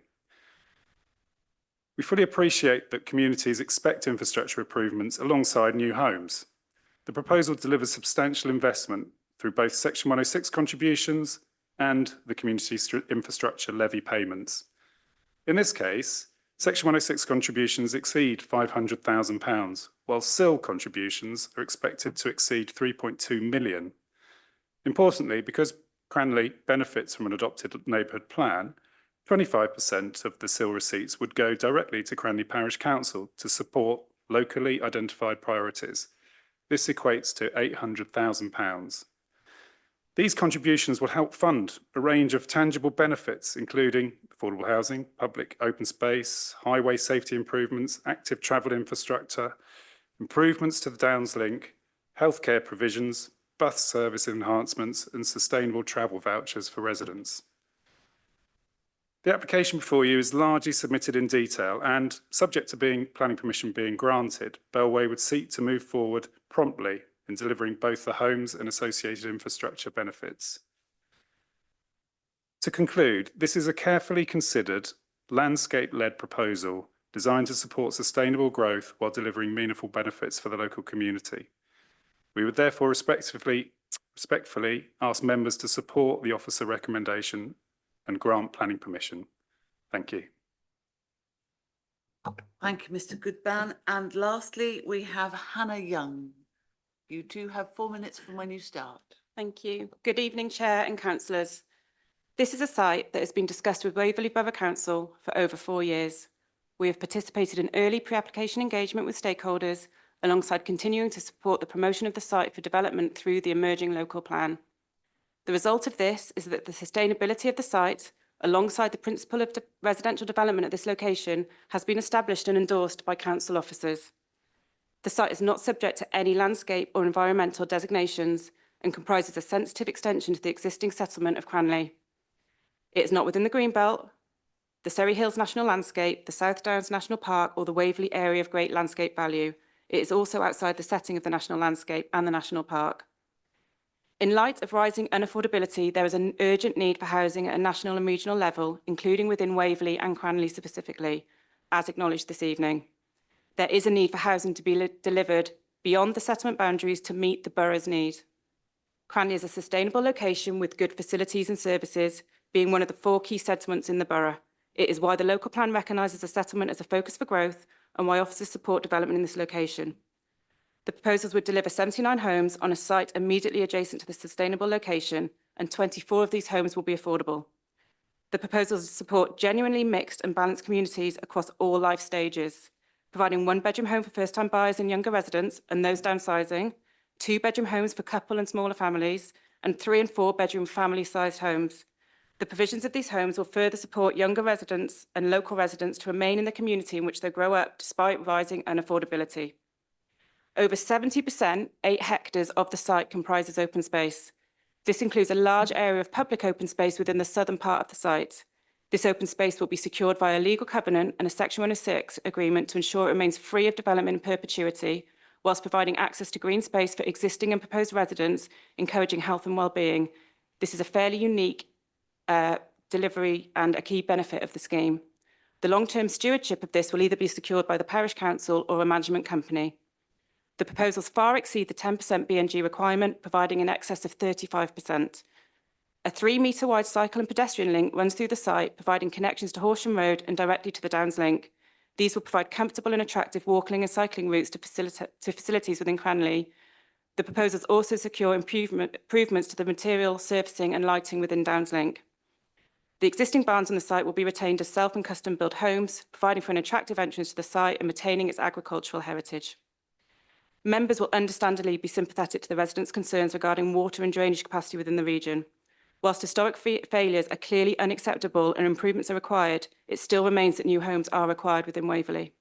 It is also important to recognise that Thames Water has confirmed that capacity is available within the sewer network to accommodate the development. These homes will not be occupied until the necessary infrastructure is in place, and Condition 11 secures this. With regard to surface water, the development introduces a formal surface water drainage system that restricts the flow of surface water, which will reduce the currently uncontrolled flows reaching the development to the north. This provides a betterment over existing conditions. In closing, no objections or additional information has been requested by any statutory consultees. The proposals have substantial, real and measurable benefits and result in a well-designed and high-quality scheme. We would politely request that members look to support the officer's recommendation to grant planning permission. Thank you. Thank you. Members, Councillor Liz Townsend. Thank you. Thank you, Chair. I'm speaking as the ward councillor for Cranley West and not a member of this committee. Whilst valid points have already been raised by other speakers against this application, my principal concern tonight relates to the impact on foul water infrastructure. I'm afraid that experience has taught me to have very little confidence in the assurances provided by Thames Water. As has already been highlighted, hundreds of new homes have already been built in Cranley, and with this has come more strain on our infrastructure, particularly on our water and sewage network. A couple of weeks ago, we had tankering in the village to supplement our water supply yet again, and repeated raw sewage flowing into residents' homes and into their gardens. Yet, the evidence before us tonight from Thames Water paints a very optimistic picture about foul water capacity, despite the very real experiences of my residents. The Environment Agency has confirmed to me in writing only a couple of weeks ago, which I passed on to officers, repeated operational failures at the Elmbridge Road sewage treatment works. We know there have been frequent storm discharges into local watercourses, with monitoring equipment recording sewage discharges into Cranley waters having been offline for months, making it impossible to determine the full extent of untreated sewage releases during that period. But the EA are aware that these were unauthorised releases. The sewage treatment works has also failed to meet required phosphorus reduction timelines, with improvements originally due in May 2024 now delayed until at least April 2028. Taking together the long list provided by the EA of infringements and failures does not suggest isolated incidents. It portrays a clear pattern of ongoing and chronic underperformance at the site. This evening, we are effectively being asked to take Thames Water's assurances on trust that despite repeated regulatory failures, delayed environmental compliance works and continuing concerns raised by the Environment Agency itself, and furthermore, despite repeated requests for sight of Thames Water's investment plans across the borough, these have not been forthcoming. Last year, Cranley was one of the locations identified within Ofwat's enforcement action against Thames Water, resulting in record penalties of about 123 million for systemic failures. Farnham was also part of that list too. Yet, despite repeated requests from councillors and residents, as I said, Thames Water still does not provide the clear investment plans across the borough for the improvements that we need. So I would ask members to consider very carefully whether sufficient confidence can be placed, genuinely placed, in the capacity, resilience and environmental performance of the foul water infrastructure serving this development. And should members be minded to approve the application, I would strongly urge the imposition of a much stronger condition than condition 11, requiring the developer to demonstrate that there is capacity before occupation of the development or a phasing plan for wastewater drainage has been agreed. There was a similar condition on the previous application. Thank you. Thank you for listening. Thank you. Members. Councillor Gale. I think Councillor Townsend has just said it all, actually. I think we all know the problems out in Cranley regarding Thames Water, and this is just going to add to it. I'm also not that keen on this particular site being on the edge of settlement. I sometimes quite like things when they're on the edge. They're not sort of packing everything in too close to everything that's already there. But let's be realistic. Cranley, you probably can't pack any more into Cranley within their boundary. So that's why they're now looking outside. It's not something I would really want to support. I think until we have assurances from the water people that they can actually sustain this. They said they have no objection regarding foul network capacity. I'm not sure that's really the truth there. Thank you.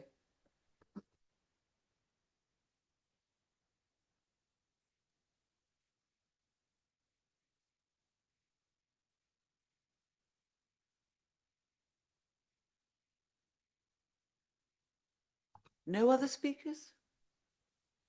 Councillor Sullivan.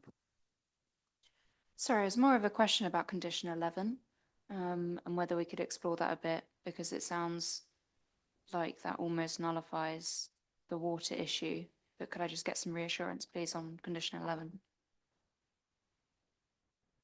So condition 11 is seeking to require the developer to demonstrate that Thames Water have provided the capacity, have invested prior to occupation of any of the development. And the reason why the triggers at occupation is obviously the demand doesn't exist till occupation, but there's nothing stopping a developer coming forward much sooner in their build progress programme to seek to discharge that condition.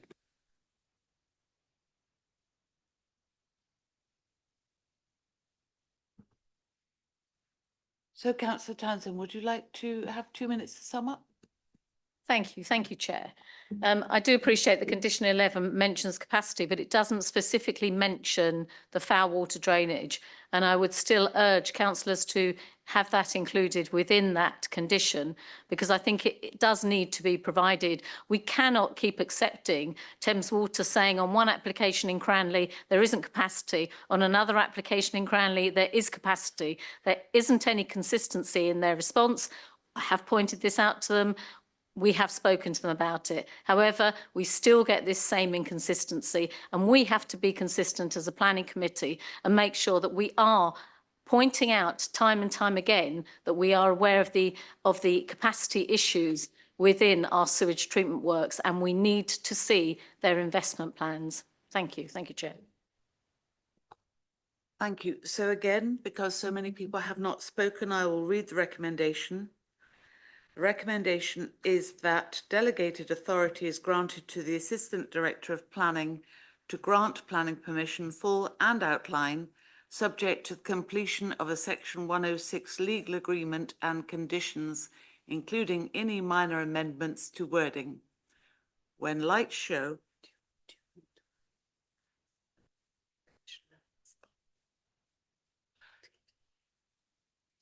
yes, one moment. Would you like to say?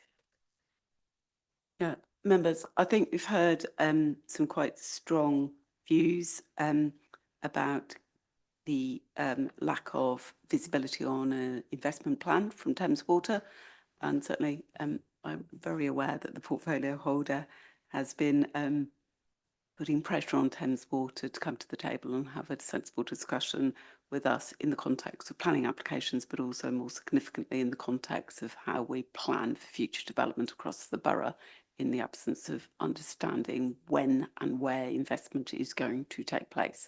And that isn't a problem that's unique to just this borough.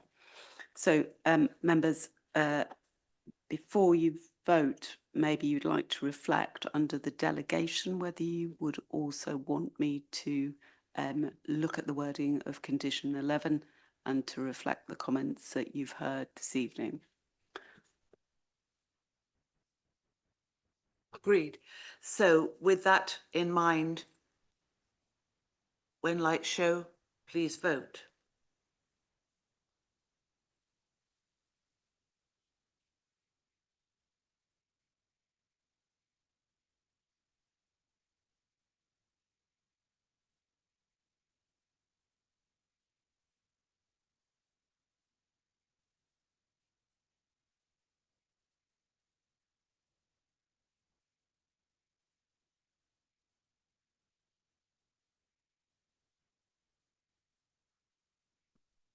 Thank you, Chair. That is 10 in favour, 2 against and 1 abstention. Therefore, it's carried. Thank you. So that is carried. Thank you to those who've been here for that application. And we'll move on to WA 2026-00375 Hillside Stables. And that's you again, Sam, when you're ready.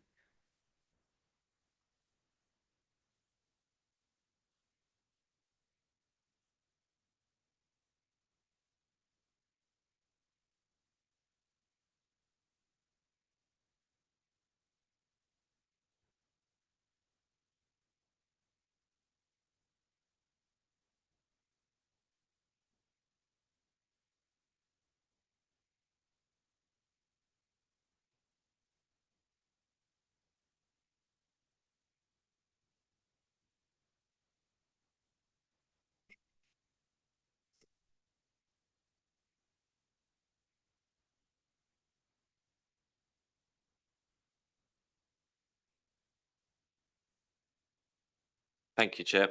So the third application under consideration committee is Hillside Stables in Frensham Farnham, the erection of a single-storey self-built dwelling with associated works following the demolition of the existing stable block. It is noted the stable block already has permission for a change of use to residential under an appeal allowed decision, which is a material planning consideration. So the site is located to the south of Hillside Road in the countryside beyond the Greenbelt. The site is flanked to the east and west by grassland paddocks with post and rail fencing. A dwelling, number 1 Hillside Road, is sat here, and approximately 50 metres away sits Old Farm, which is grade 2 listed. And so that's the location plan showing the extent of the red line in relation to the immediate context. Looking east down Hillside Road, this is as you head towards the site. Hillside Road is an unmade road that is not publicly adopted. The street scene is rural in character. This is looking from the existing access opposite Old Farm. And the top right picture, you can just see the relationship with the 2-storey 1 Hillside Road. So this is a view from public footpath 183, more sort of open one of the few more open aspects. The footpath runs between sort of Old Granary running this way. Directly in front of the stable block, there is quite some more substantive screening, and then on this aspect there'll be some native hedging proposed. So it's probably easier just to show the sort of site comparison plans between what was being allowed at appeal versus this proposal. So yeah, this was the appeal allowed decision, and then you can see the residential curtilage between that decision and this is almost identical. In terms of the elevations of what was allowed previously, it was single story in appearance, relatively sort of innocuous, about sort of 3 meters in height. And this is what is proposed here. It's a single story roof height. There's about a 1 meter increase at just below 4 meters, which is in the wider context, which includes 2-story dwellings. It's relatively minor. There is built footprint increase from the increased depth, but the dwelling itself is sort of well consolidated, and as shown in the landscape plan, such views would be relatively well screened with the sort of existing planting you've got there, and then some some ornamental and native hedging on the boundaries. The parking area would sort of be contained to existing. So overall, officers are recommending approval of this application. Thank you, Chair. Thank you, Sam. Councillors Coburn and Murray, do you wish to speak? Yes, I called this in because I assumed more people than myself would actually want to speak on it. This has been a contentious site, not just this particular site, but just the area. The applicants originally came in for a new build to the right of this site, which is on a completely open field, which is the boundary between Farnham and Frensham, and it's totally open. Number one has always been there. Well, I say has always been there. It was a rather unprepossessing sort of brick bungalow, which was then allowed permission. So the applicant came in for a new build to the more or less opposite the old farm. The old farm is exquisite. In fact, all the buildings, the old granary, all the bits along Hillside Road they're not necessarily listed, but they're all very interesting in their own right. The inspector refused the new build completely, saying to do with the openness of the countryside. So the new build went. And so the applicant came in for the change of use of the stables, saying that the stables were no longer in use. That was contentious, but, you know, not really here for debate tonight. So we ended up with a appeal decision saying she could convert the stables. What we've got tonight is a bigger, twice as big as the stables. As Sam has said, it's fairly well absorbed in the site, but it is twice as big as what was allowed at appeal, if you just look at the measurements that Sam gives us in the report. So I just really want this aired because we have issues here of what we're trying to achieve when we want to protect the countryside for its own sake, which again, the inspector, the first inspector, backed us up on this. And my question really, and my worry is that we have a curtilage here, and I want to know, I want reassurance, and I hope the committee will want reassurance, that what goes on within that curtilage does not actually do more harm than the dwelling proposed. Because as far as I can see, unless we put some restriction on it, take away permitted development rights, or just make sure that we're in control of that, we could have more creep than we actually want. Nobody's objecting to the stables being converted. There may be some objections, I don't know, I haven't spoken to the committee on the size of the new one, but what does worry me is the curtilage and any future development within that curtilage and whether or not we can control that to maintain the openness. If you look at number one, it's got no landscaping as such. It's retained the openness of that field. the old farm looks across that, and quite rightly too, because it's such a beautiful building and in the setting, the whole setting of Hillside Road. As I say, it's not a road, as Sam pointed out, it's a footpath, and really rural, and it is that absolute edge of Farnham and Frensham, and we want to keep it as open as we can, despite the pressures. So, you know, it's not that I'm opposed to what's being offered here. I just ask the question, is twice as big as what was allowed at appeal acceptable? And is there anything we should be doing to prevent creep on that, the curtilage? Thank you very much. Thank you. Councillor Murray? Thank you, Madam Chair, and members, thank you. I wasn't really going to speak on this, but I just wanted to hear what Councillor Coburn said about it, because she called it in. So usually Councillor Coburn and I are usually in lockstep with the planning issues in the Bourne, but on this occasion, and absolutely what she said is that she is not against the principle of the development and the house which the applicant is building on there, and this is what's been agreed, and we want to make it a bit. But Councillor Coburn, if I'm right, was worried about what may happen in the future, and as long as it doesn't get bigger. But my understanding of the situation is that this is a family home for their adult son, who will be able to live independently in the future.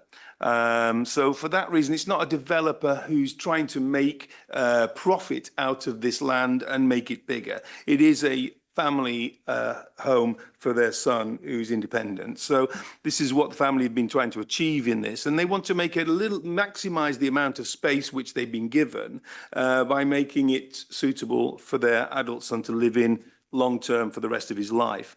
So I think it's a minor change, and I know Councillor Coburn has said in principle, and the elevations which they have made are at the rear of the building, so they won't be viewed from the front of it. So I would urge members to look at it.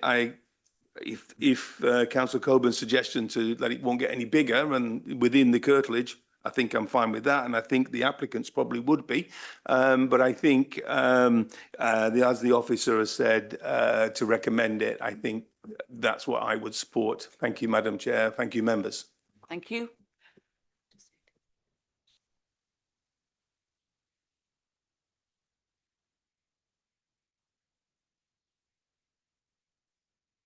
Members, just to clarify, what you're being asked to consider this evening is an independent dwelling. So anything about who might occupy in the future isn't relevant, because we're not recommending that there's a personal condition on it. Thank you. Councillor Gale. It's a question, really. Bearing in mind that this has come back from appeal and it's larger, are there any conditions that can be put on the whole curtilage around the property to say that only one dwelling, it's restricted to one individual dwelling, the whole area? Is that possible? I don't know. No, it wouldn't meet the NPPF tests. It wouldn't be reasonable, because ultimately each application is assessed on its own merits coming forward. I know Councillor Coburn mentioned about PD restrictions. Obviously, we only really restrict permitted development rights, which are lawful householder rights. There are exceptional circumstances. And I would also note that the red line itself is quite contained, so what someone could really do with PD is limited anyway. On the wider blue line of the stable build, where all the paddock land is, obviously, yeah, we can't presuppose what may happen on that land, but I would note, obviously, that is where the original dismissed decision was on that wider paddock land. Obviously, the applicant's gone away and put it on this sort of more contained parcel. So, yeah. Sorry, but just to add, to put up a dwelling would require planning permission. Thank you. Councillor Munro. Yes, I'm afraid that this is very clear cut to me, and I regret it. I know the area well. Hillside Road is a beautiful road, and this will spoil it. But we we have the appeal decision fairly and squarely in front of us. We cannot ignore it. To my mind, I agree with the officers that compared with the building allowed on appeal, this is a pretty minor development, and I can see no earthly planning reason why we should refuse it. So with a heavy heart, which I wish we didn't start from here, I will of course be agreeing with the officer's recommendation. Thank you. Councillor MacLeod. Thank you, Chair. If I understood Councillor Coburn correctly, I think she was suggesting we consider restricting permitted development rights. And I didn't quite understand what the officer said in response. You can make it clear whether you thought that was a reasonable thing to do or not. So restricting PD rights, they are sort of given householder rights, everyone has them.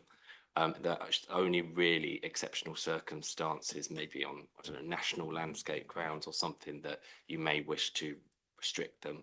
I don't think there are exceptional cases in this circumstance to remove them. I equally think you've got quite a contained red line plan, so what they could actually do with permitted development anyway is quite limited. So yeah, I don't see any reason to condition it. No other speakers? Councillor Coburn, did you want to speak to sum up at all? No, not really. It's the phraseology of the fact that the paraphernalia can be contained within the red line site. You know, having defined the curtilage, basically you're free to put what you like in within that curtilage, and that's the bit that frightened me, because that's going towards the open countryside. You know, if you go, that was the whole point. But if we can't do anything about it, then so be it, and we lose a bit more of the countryside. Thank you. So we have the recommendation that, subject to conditions, permission be granted when lights show. Please vote.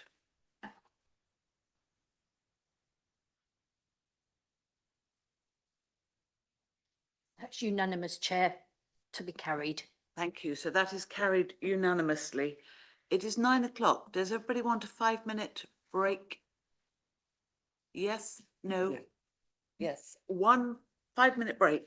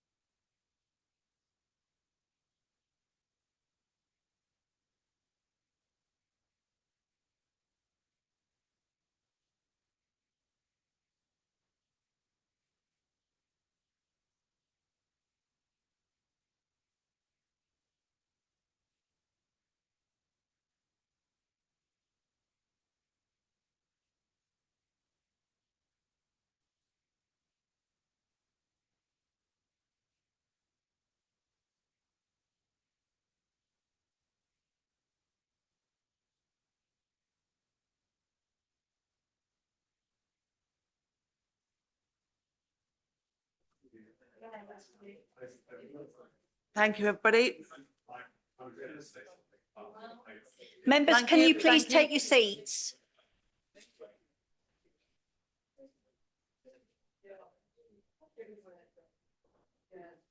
Thank you. We're back.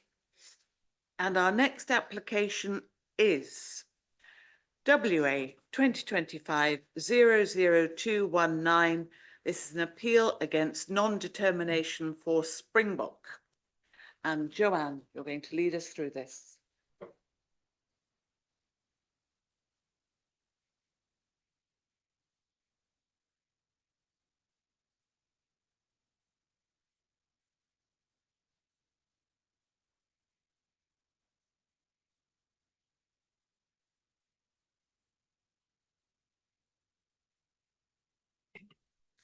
Thank you, Chair.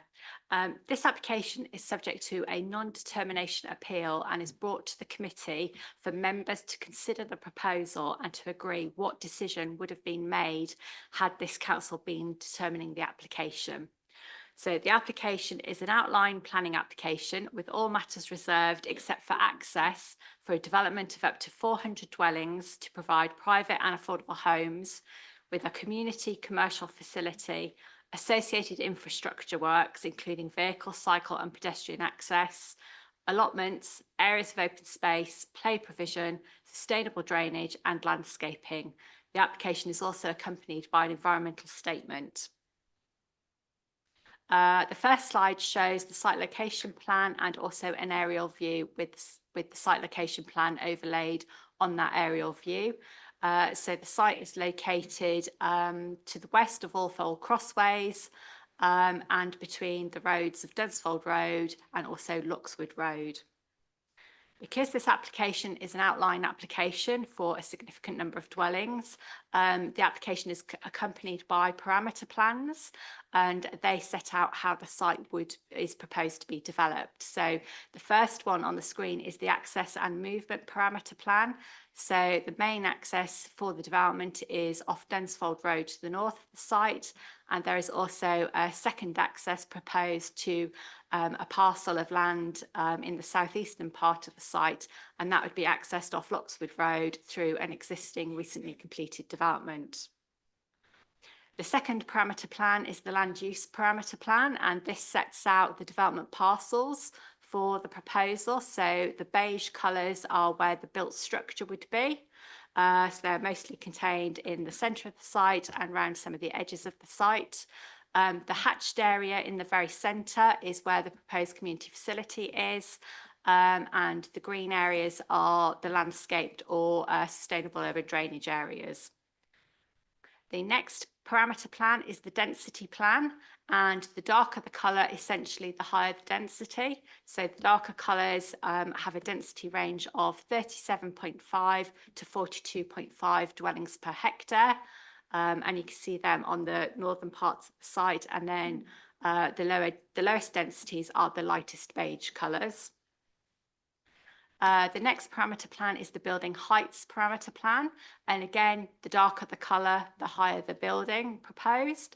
So the dark orangey beige colour is proposed residential use up to 13 metres ridge height in those development parcels.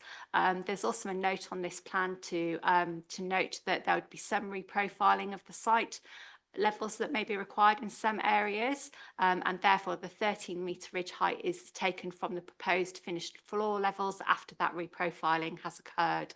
So in this particular case, we don't have a site levels parameter plan to judge how much those site levels would be altered by.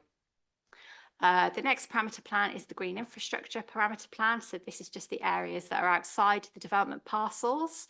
So the green areas and the green hatched areas are indicative areas of blue infrastructure. So that could be the SUDS, the open water SUDS features. Between the beige areas with the green sort of stepping stones, they would be green corridors. And some of the stars that are on that plan are indicative positions of things like the allotments or the formal play space. Because this is an outline application with all matters reserved, you also have an illustrative master plan that is submitted with the application. And this is the illustrative master plan for this application. So you can see how where the buildings are likely to be.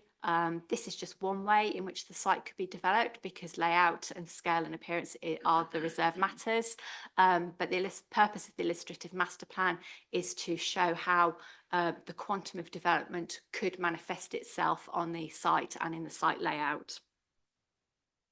We also have a few photographs of the site. So these are taken from the southern part of the site, just near to where the new development is, off Luxford Road.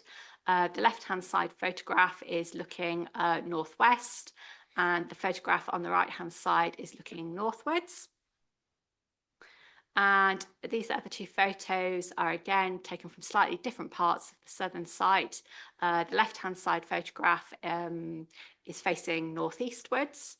And there's the recreation ground in the distance.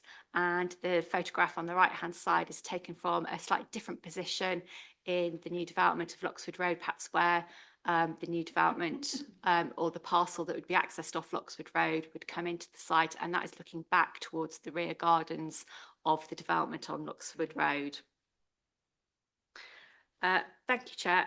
Just to draw to a conclusion, there is a brief update sheet for this application, and that clarifies the comments that have been received from the County Highway Authority, which is to raise no objections to the application subject to conditions and Section 106 planning obligations. In conclusion, given the lack of the 5-year housing land supply, the tilted balance is engaged, and this has been applied as set out in Section 28 of the Officer Report. However, for the reasons set out, and these are summarised, and these are namely the conflict with the spatial strategy and key policies that seek to ensure development is located in settlements capable of accommodating growth in a sustainable manner, the harm to landscape character and the urbanising impact, the proposal fails to demonstrate compliance with policies relating to ecology, and also in the absence of a Section 106 legal agreement to secure affordable housing and other mitigations and contributions as set out in the report, the adverse impacts of the proposal are considered to significantly and demonstrably outweigh the benefits. And had the council been determining this application, it would have been refused for the reasons set out on the agenda. Thank you, Chair. Thank you very much. Now, members, the ward councillors, Councillors Dinas and Raleen, are not here, so it is straight over to you. Councillor Munro.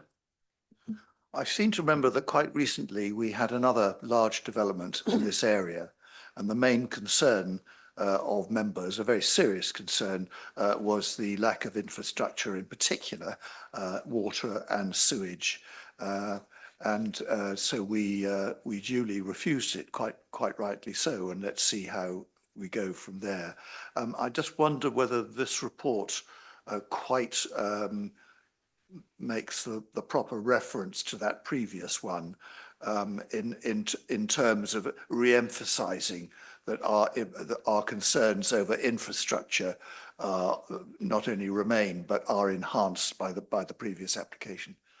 So members, this is an officer's report giving you our professional advice on the reasons that we should be defending this appeal, which is going to be the subject of a 5-day public inquiry. We are not recommending that you use the reason for refusal relating to sewage and water capacity in this appeal. I'm not suggesting it should be the focus of it, because there are very good reasons for refusal as set out in the report. I just thought that this would be a useful buttress. So members, we've already stood up the professional witnesses that will be defending these reasons for refusal. So members, if you're going to add a reason for refusal, we'll also need to be standing up a professional witness to defend a further reason for refusal relating to water infrastructure. Councillor Spence. Thank you, Madam Chair. Yes, I think the report sets out very well that, frankly, this development would just swamp Alford, and Alford simply cannot cope. So I will have absolutely no trouble at all in supporting the refusal. Thank you. Thank you. Councillor Coburn. Nor do I, Madam Chairman. I think we should move straight to the vote. It's the only logical thing to do. Thank you. Everybody content to do just that? Yes. When lights show, please vote. You're voting in favour of refusal.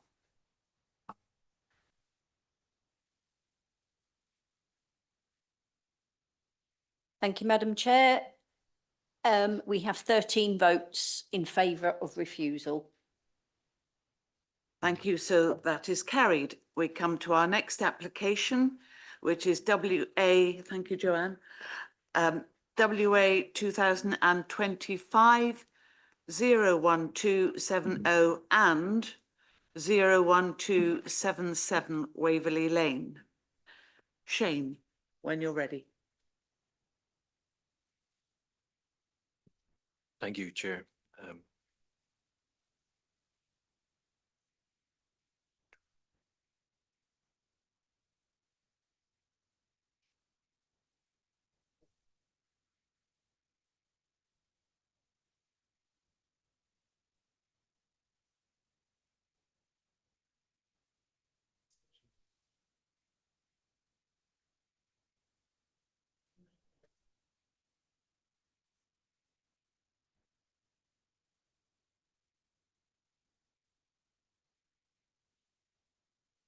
Sorry, just one second.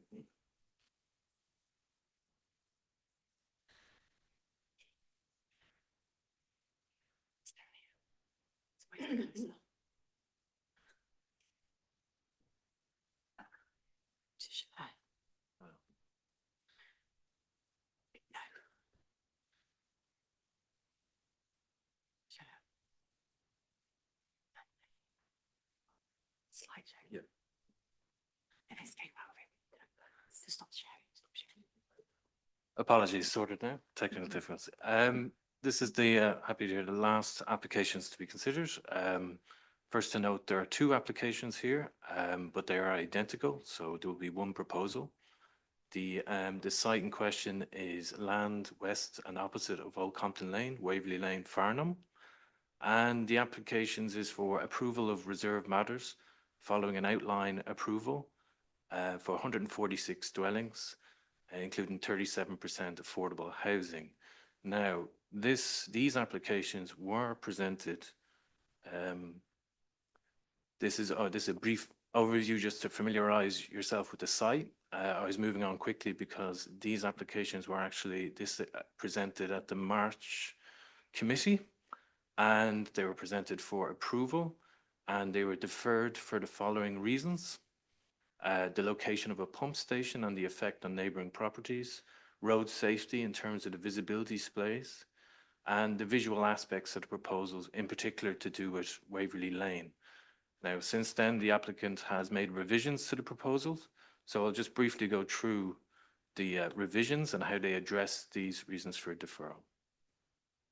Firstly, as you're probably aware, there was a removal of hedgerow as part of the original proposal. There was a removal of hedgerow to allow for a village green. The new proposal is to put in a replacement native hedge along with street trees that would help screen the main part of the proposal along Waverley Lane to the north and along the main entrance. I have a visual here that can kind of help show how this would look. So that gap that was in the previous scheme has now been kind of filled, and you have, as a line of native hedge, and you have a row of street trees. You still have this setback of the houses as well. I'll just let that actually linger there a little, because I think this best shows the main change there. Going on to the next item quickly. Now, this is important to note that the access was part of the outline approval and there was an approved plan. So the visibility displays were actually approved as part of that plan. They were just very faint on the plan. So what I've done here is just highlighted the lines, the visibility sprays as approved. So the visibility sprays are something that were not really part of the reserve matters. They were approved at outline stage. Going on to the pump station, the remaining item, there were concerns about the impact on neighbouring properties. This is in the north eastern corner of the site. The pump station has been moved 3 meters to the south, and we now have a technical document that shows the details of the pump station and the impact. And I think, as per industry guidance, I think this is the important thing to note. There is kind of around these pump stations, there's a 15-meter kind of exclusion zone in terms of noise and odor from the wet well of the pump station. And as you can see in the graphic, that neighboring properties here are well in excess of that 15 meters. The other important thing to note is that the pump station is on the ground, and that next, this will show this. What you actually see is the fencing, the 1.8 meter high fencing. The next picture will show what it looks like internally, but the 1.8 meter surrounds what is actually, as you've probably seen in a previous presentation tonight, which is kind of a slab of concrete as such. There's also additional planting proposed behind the pump station. This is a visual of what it could kind of look like as such when you look internally into the pump station as such. So this is the applicant addressing the reasons for deferral. And there is a update sheet that's been circulated today. We've 2 additional landscaping conditions, one to ensure that the landscaping scheme in perpetuity over the next 5 years, one for additional scrutiny on the landscaping around the boundary in Elm Cottage. With the additional information that we have in terms of the pumping station, we've adjusted a couple of conditions. So we've removed one and adjusted another to make a compliance condition in terms of the technical document we now have with the pump station. And beyond the update sheet, just a last minute review of conditions. We looked at condition 4 and condition 6. That the issue you have here is they're kind of duplicate of what you have on the outline. So a lot of conditions still apply on the outline. So we request to remove those to do a highway condition. And then there was just an error that condition 7 was a duplicate of condition 13. So we want to remove condition 13. So the recommendation is, as per the officer report, is to request delegated power to approve, subject to those adjustments of conditions that I've outlined there. Thank you, Chair. Thank you, Shane. There are 9 speakers registered to speak. Everybody could have 4 minutes. You do not have to use 4 minutes. There are 3 people speaking in objection because this is technically 2 applications and all 3 spoke before and are therefore allowed to speak again. So the first is Pamela Pownell. Good evening, Madam Chair and members. Pamela Pownell of the South Farnham Residents Association. So I'm speaking on behalf of the local residents. Immediately after the last meeting, we contacted the applicant to request a face-to-face meeting with them, together with the neighbours who will most immediately be affected by the proposals. All we wanted to discuss was the pumping station and its screening, and the screening around the edge of the site for existing residents, in order to gain some clarity and agreement on what would be acceptable to all parties. However, we were asked by the applicant for a written list of priorities which they would deal with as appropriate. Even on submitting that list, we had the feeling that not all would go well. Neighbours in Thorncombe House, Deerfield House and 52 Abbots Ride would really appreciate knowing the detail of what is proposed on their boundaries. This is not clear from the submitted drawings. They require screening measures for all houses on the boundaries and also at all points where there will be public access. So that means hedging with detail on the initial height and maturity of evergreen planting. It means fencing at least 6 foot high with a detailed spec on the type of footings and the height of the fence. Hedging and fencing, both of these elements should be included as a pre-commencement condition. The owners of Elm Cottage in the northern field also struggle to make sense of what is proposed on their boundary.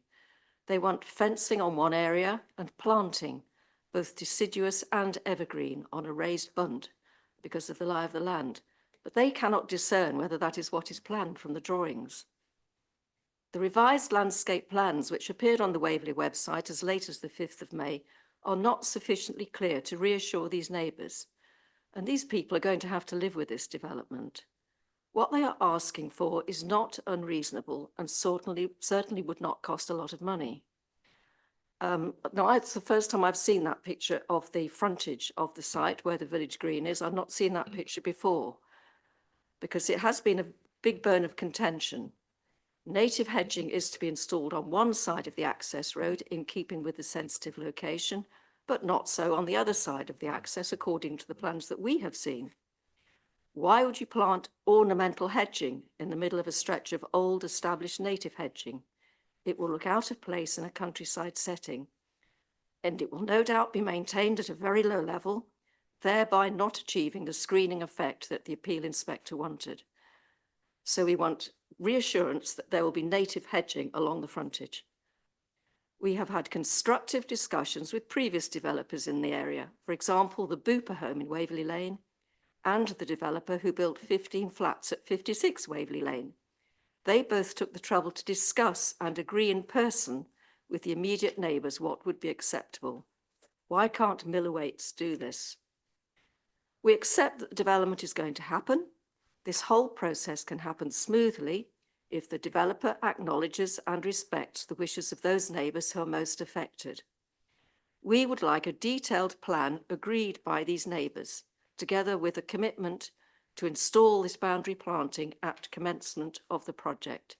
It is surely not too much to ask. Thank you. Thank you very much. Next speaker is Niels Fullerton Batten.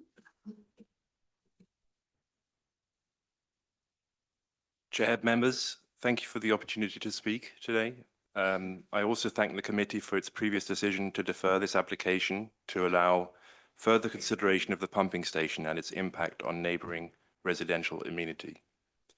I welcome the revised position of the pumping station 3 metres further south, which is intended to allow for additional screening. However, I remain concerned that 2 important matters are still unresolved. Firstly, the impact of odour, and secondly, insufficient screening of the pumping station in the early years of the development. On odour, the officer report concludes there would be no impacts in terms of noise, disturbance or odour. However, I cannot identify any detailed odour assessment, dispersion modelling or site-specific ventilation and mitigation strategy. The material provided appears to focus primarily on noise containment rather than demonstrating a quantified odour control approach for nearby residential receptors. My young family, like many others, spends a significant amount of time outdoors in our garden, particularly during warmer months when odour impacts are most likely to arise. The practical effect on amenity therefore needs to be considered by reference to outdoor living spaces and gardens, not simply measured by distances of residential buildings.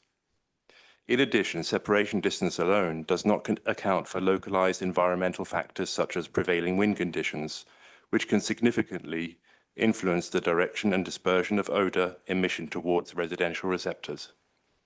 Accordingly, compliance with separation distance guidance does not remove the need for site-specific odour control and ventilation strategy secured by condition. Given the close proximity of neighbouring properties, there remains a realistic probability for odour impacts, especially during warmer weather, peak flows, maintenance activity, or system malfunction. Importantly, the officer already recognises noise as requiring a planning condition in order to protect residential amenity. In my view, odour should be treated in the same way.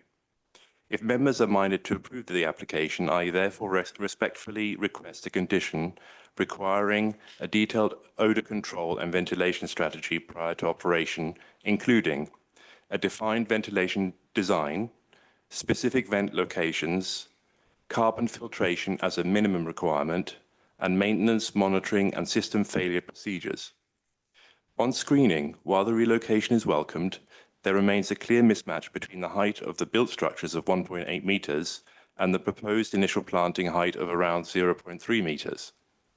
To ensure effective mitigation from the outset, I would request a condition requiring semi-mature evergreen planting of at least the same height as the built structures, together with a requirement that any failed or damaged planting is replaced in the next planting season with equivalent stock. This will ensure that screening is effective immediately upon completion, rather than relying on multi-year establishment period during which the structures would remain clearly visible. Finally, I would ask two brief points of clarification.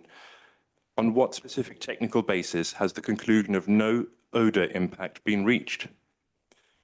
If no odour modelling or mitigation strategy has been provided, what enforceable mechanism is in place to ensure odour impacts remain acceptable once the development is operational? In summary, if approval is granted, I respectfully request robust and enforceable conditions requiring a detailed odour control and ventilation strategy prior to operation, carbon filtration as a minimum requirement, maintenance, monitoring and system failure procedures, and semi-mature evergreen planting at a height equivalent to the built structures with replacement of any failed planting within 5 years during the next planting season. I am not seeking to delay the development, but simply to ensure reasonable and proportionate safeguards are in place to protect neighbouring residential amenity and prevent future complaints. Thank you for your time. Thank you. Our next speaker is Sophia Lovell. My name is Thank you. My name is Sophia Lovell and I'm chairman of the South Farnham Residents Association. As stated many times before, our community had high hopes that Miller Homes would engage in some dialogue with residents. Following the Waverley planning meeting of the 25th of March and the deferred decision, residents endeavoured to engage in dialogue with both Waverley and the applicant regarding a number of issues within the application that could be resolved very quickly to mutual advantage. Given the well-recognised constraints imposed by government on the officers and the applicant's unwillingness to engage, the process had to be dealt with formally via the Waverley website. This process excluded any community engagement other than a letter from Waverley instructing residents to see the 32 superseded plans that appeared on the Waverley website on the 29th of April.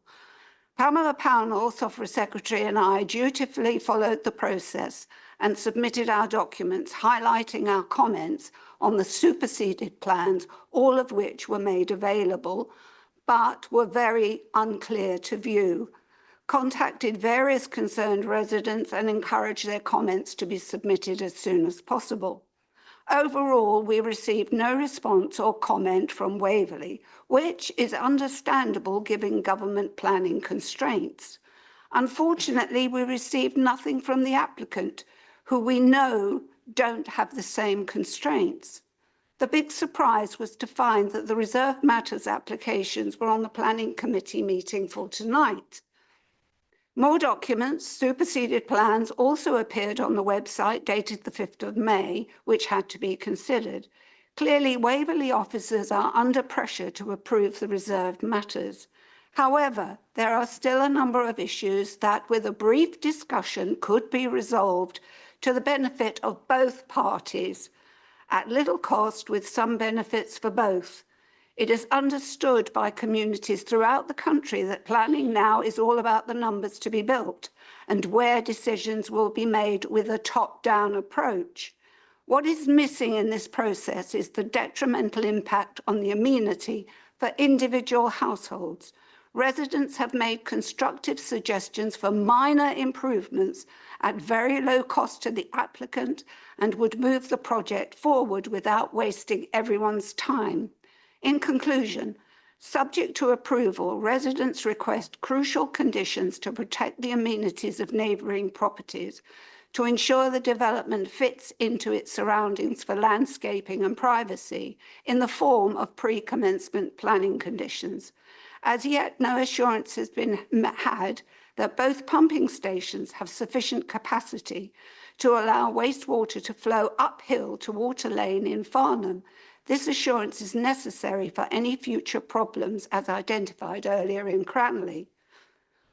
This could be resolved quickly, efficiently and secure as declared in the Miller Homes website, that their official policy is to be committed to engaging with local communities, mitigating the impact of construction, and using a 24-hour community hotline. Thank you for your time. Thank you very much. So now we come to Irene Cornfield. No.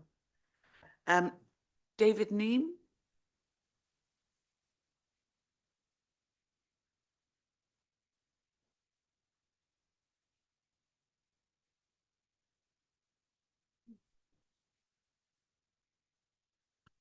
Thank you, Madam Chair. Apologies for the slightly rough around the edges presentation, because I was informed by your planning department this was a non-speaking item, so I wasn't intending to speak because I didn't expect that I would be allowed to. So if you can just bear with me, I will do my best to cover a couple of the points that have been raised. So firstly, since the last committee, we have been working hard to address the points that members directed us to look at. We have engaged with SOFRA. I engaged with SOFRA through detailed dialogue, asked for them to provide us with a detailed breakdown of the concerns that they had, which they very kindly did so via email. We considered those and we responded to those through a written response, which I prepared and provided, which was also provided to your officers, that set out how we had sought to deal with the points raised that were then subsequently provided in the amended plans. So there was engagement, there has been engagement between the two committees.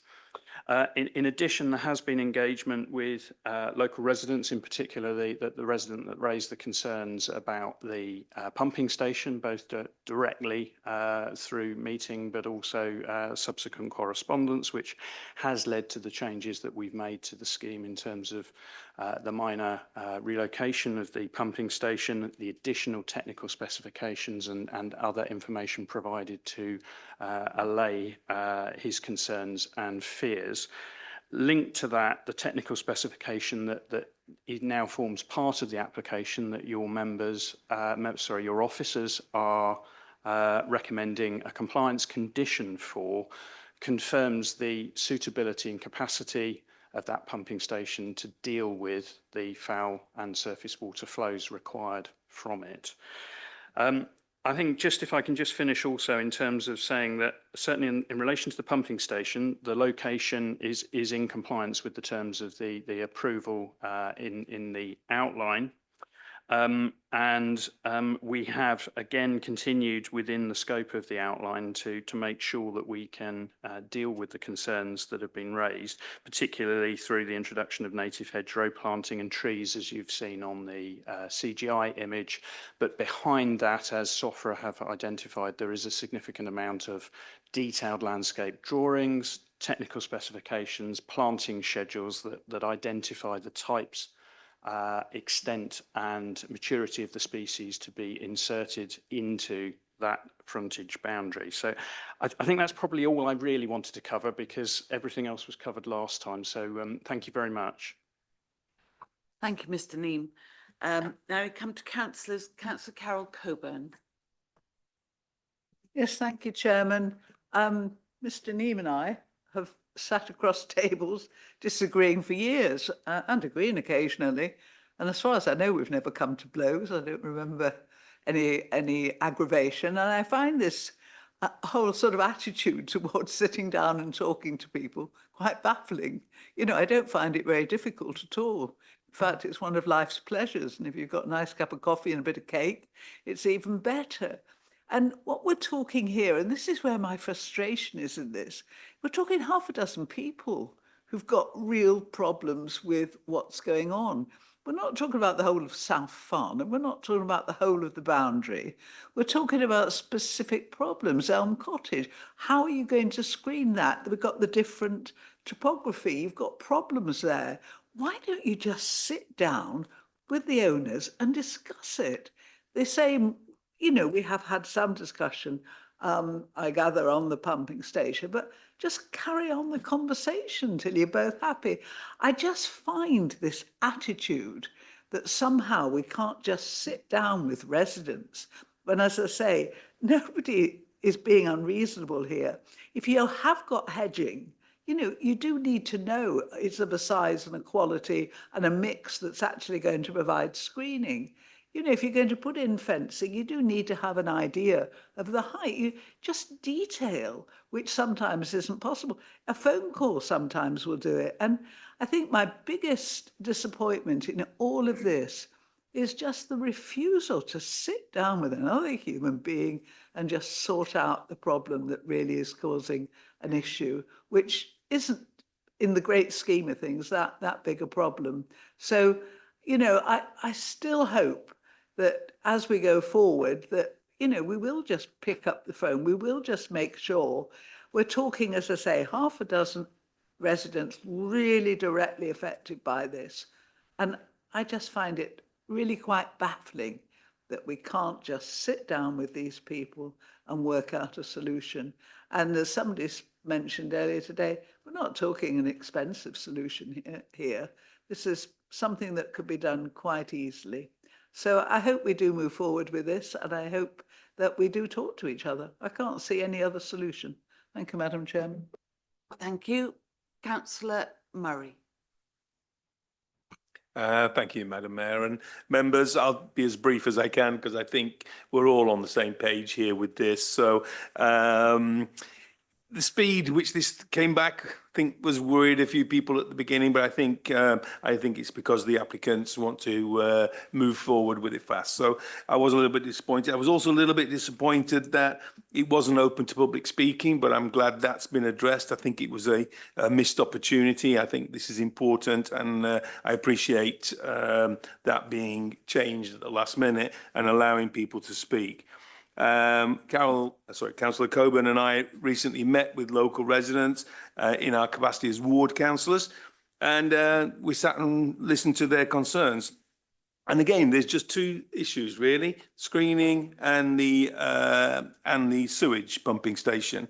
And I think what the applicant has done is tried to reassure members of the public and the people concerned that they are committed to working with them and fixing these issues which they brought to the concern. So I'm pleased about that. I think what it would be good is I think what they've asked for when they specifically asked me was, could they have a pre-commencement conditions? And I think we've talked about that. And it was really about the screening being put in early so that people, certainly the people in Abbott's Ride, around Elm Cottage, at the front of it, that it's already in place as it's being developed, because this is going to take a number of years for this development to get anywhere near completion. And it would be a shame that the residents who are living in this beautiful area and around it, that they're looking at a building site for the next 5 to 10 years. So I think that's what they're concerned about. And also they want to make sure that it's evergreen planting, so it's not all year round, that it's going to look at screening from that. So I hope Niels is reassured about the pumping station. I think what I've seen of it, it seems like they're working on it. I think, again, odour monitoring. No, we've talked a lot about noise, but I think odour monitoring is really important in there.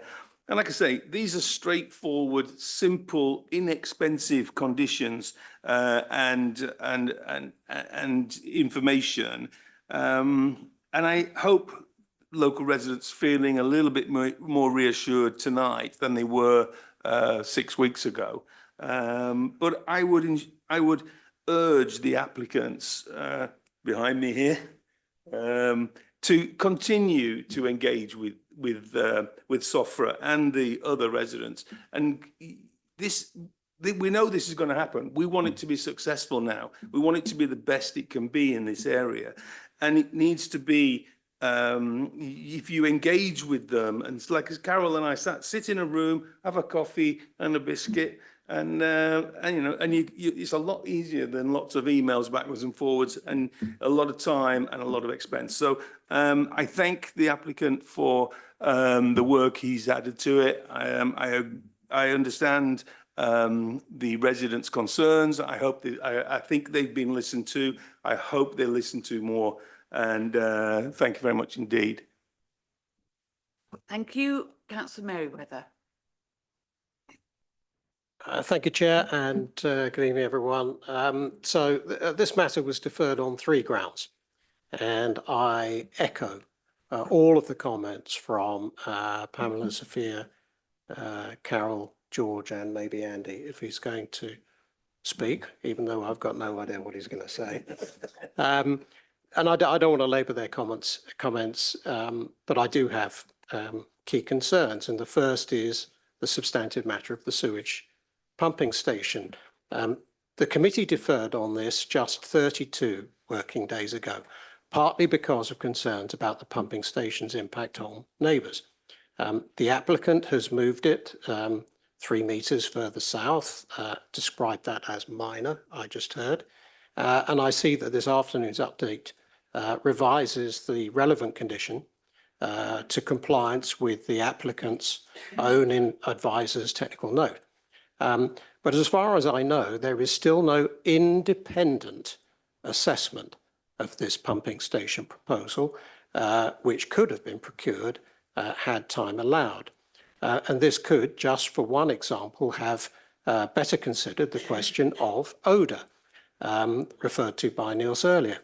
And in placing confidence in the applicant's technical document that's referenced by name in the revised condition 17, I do feel as though I should also caution that that very document contains use and liability limitation clauses, which seem to strongly caution us against relying on it in the way that this condition asks us to do. Right, next, quickly on consultation. I'm pleased that the question of hedgerows has at least been improved on, but I'm still very frustrated that this was just one of the wholly avoidable bones of contention. Consultation as a process in its entirety remains an issue for me now. Even if 10 days re-notification was given, dozens of substantive documents were appearing when this report that we're considering tonight was published only 8 calendar days ago, with a further significant update appearing only at 4 o'clock this afternoon.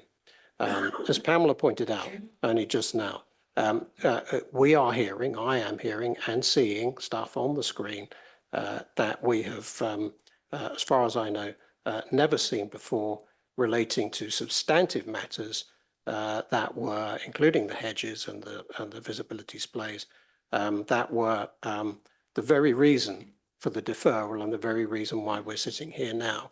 Is that really fair? Is that fair to neighbours who have been trying to engage constructively with the very issues that caused this committee to vote for this deferral in the first place?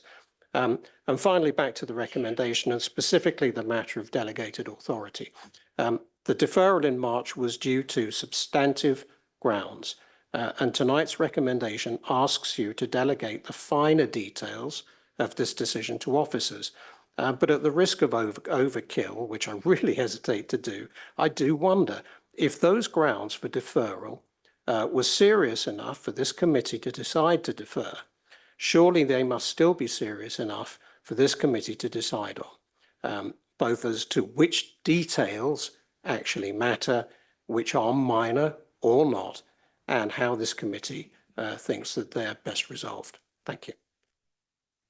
Thank you. And lastly, Councillor MacLeod.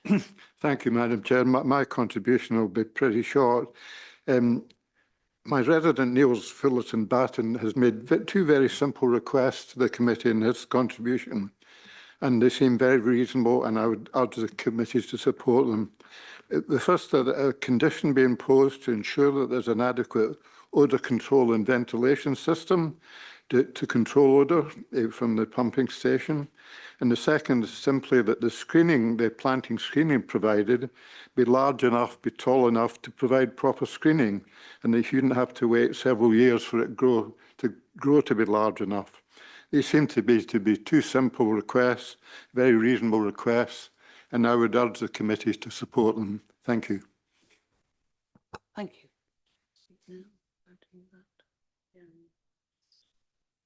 So, members, just for clarification, the reason why we're seeking delegated authority is not to approve further details. It's to enable us to do minor tweaking to words of conditions rather than bring it back for another evening of you sitting, because I've found I've missed a "the" out of a condition or something like that. So just to reassure you, it isn't to get any further details.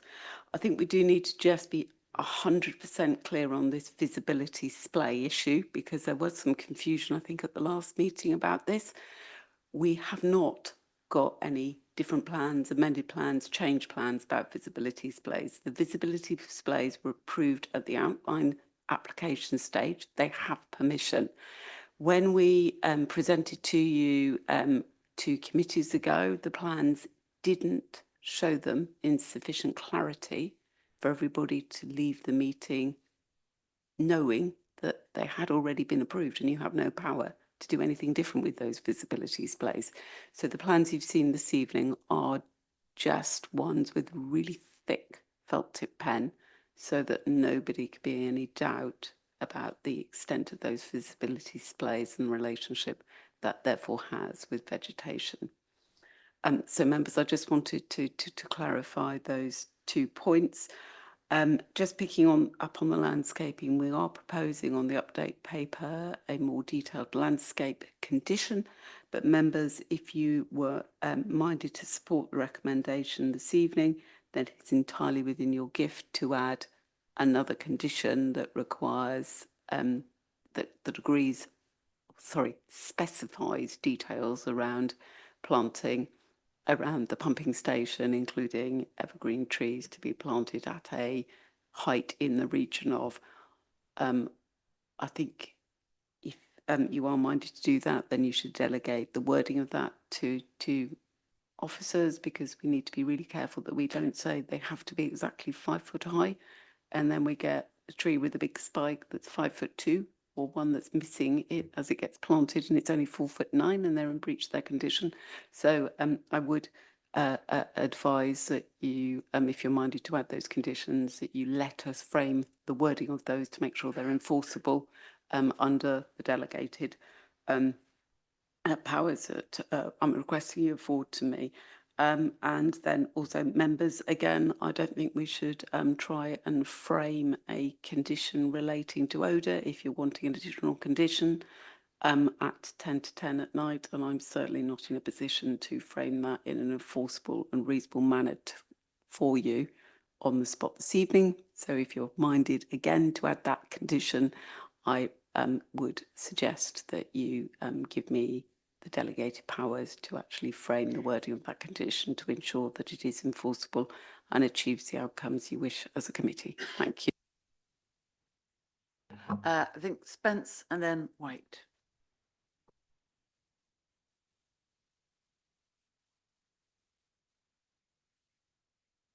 Yeah, it's just a minor point, but could we, for item 1, could we correct the record to the 25th of March when the meeting took place? Thank you. Councillor White. Yes, thanks, Chair, Madam Chair. This is all getting a bit messy. I think it's, I don't know about my colleagues on the committee, but it's becoming more and more difficult to try and see the wood from the trees. I was involved with the appeal hearing in London, and the inspector commended Farnham Town Council representatives, commended our position. We didn't win the appeal, but they commended that we, in that respect, we had a very strong case and it was reasonable, the point that was made. I think we've reached a point here now, and there is a precedent in Farnham where delegated that there was delegated power given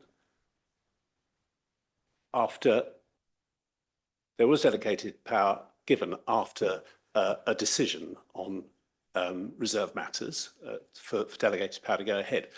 And dialogue continued very successfully between the developer and the residents. And it worked. And there were a lot of things that were done. Didn't cost a lot of money, just made things work. And I think that's where we are this evening. What I've taken from all the representation from those that have spoken is that all we're asking Miller Waits to do is please keep talking with the residents to get them on board and make things happy. I think the only way forward, personally, is that we give delegated power back to say, get the best we can from the conditions, but please, Miller Waits, keep talking to the residents. Thank you.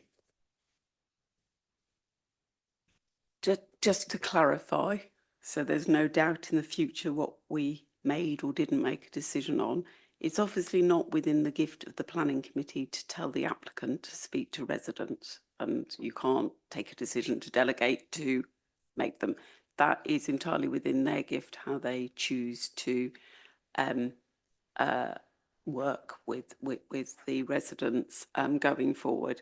So as a planning committee, you just need to satisfy yourself that there is sufficient control through planning conditions that are robustly worded and therefore enforceable to secure the planning outcomes you are seeking to achieve and that we're recommending are achieved if approval of reserve matters is granted this evening. So those, all the conditions that we've laid out on the agenda, plus the update sheet, plus if you are then recommending 2 additional conditions relating to the to specifying the specific details of landscaping and also around odour control. Thank you, Councillor Munro. I think that has to be the way to go forward. It was the alternative. Well, there are 2 alternatives. One is to accept it straight away. We've heard very good reasons why we shouldn't do that, or else defer it again. And I really think that would be very, very poor management. So I thank Claire for her very helpful suggestions. I thought there were 3 conditions, actually. There's odour control, hedging and the pumping station, but perhaps one of those is actually merged with the other. I think we've already, sorry, just to confirm, we've already recommended there's an additional condition relating to the pumping station, which is on the update sheet. Okay, all right, yeah. So I think we're there at 10 o'clock. Councillor Clark. Very briefly, I think we're in danger of snatching defeat from the jaws of victory. I think Claire has suggested the 2 conditions that has been asked for. Thank you. So no other speakers.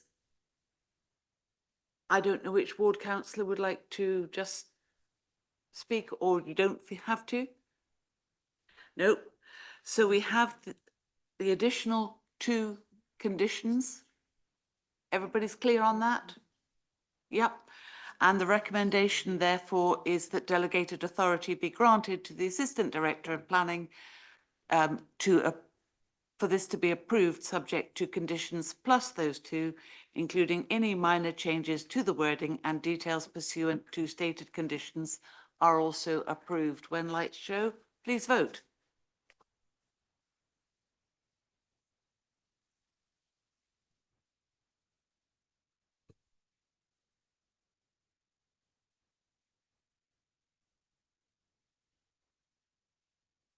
That is carried unanimously, and at just a few minutes to 10, that's the end. Thank you.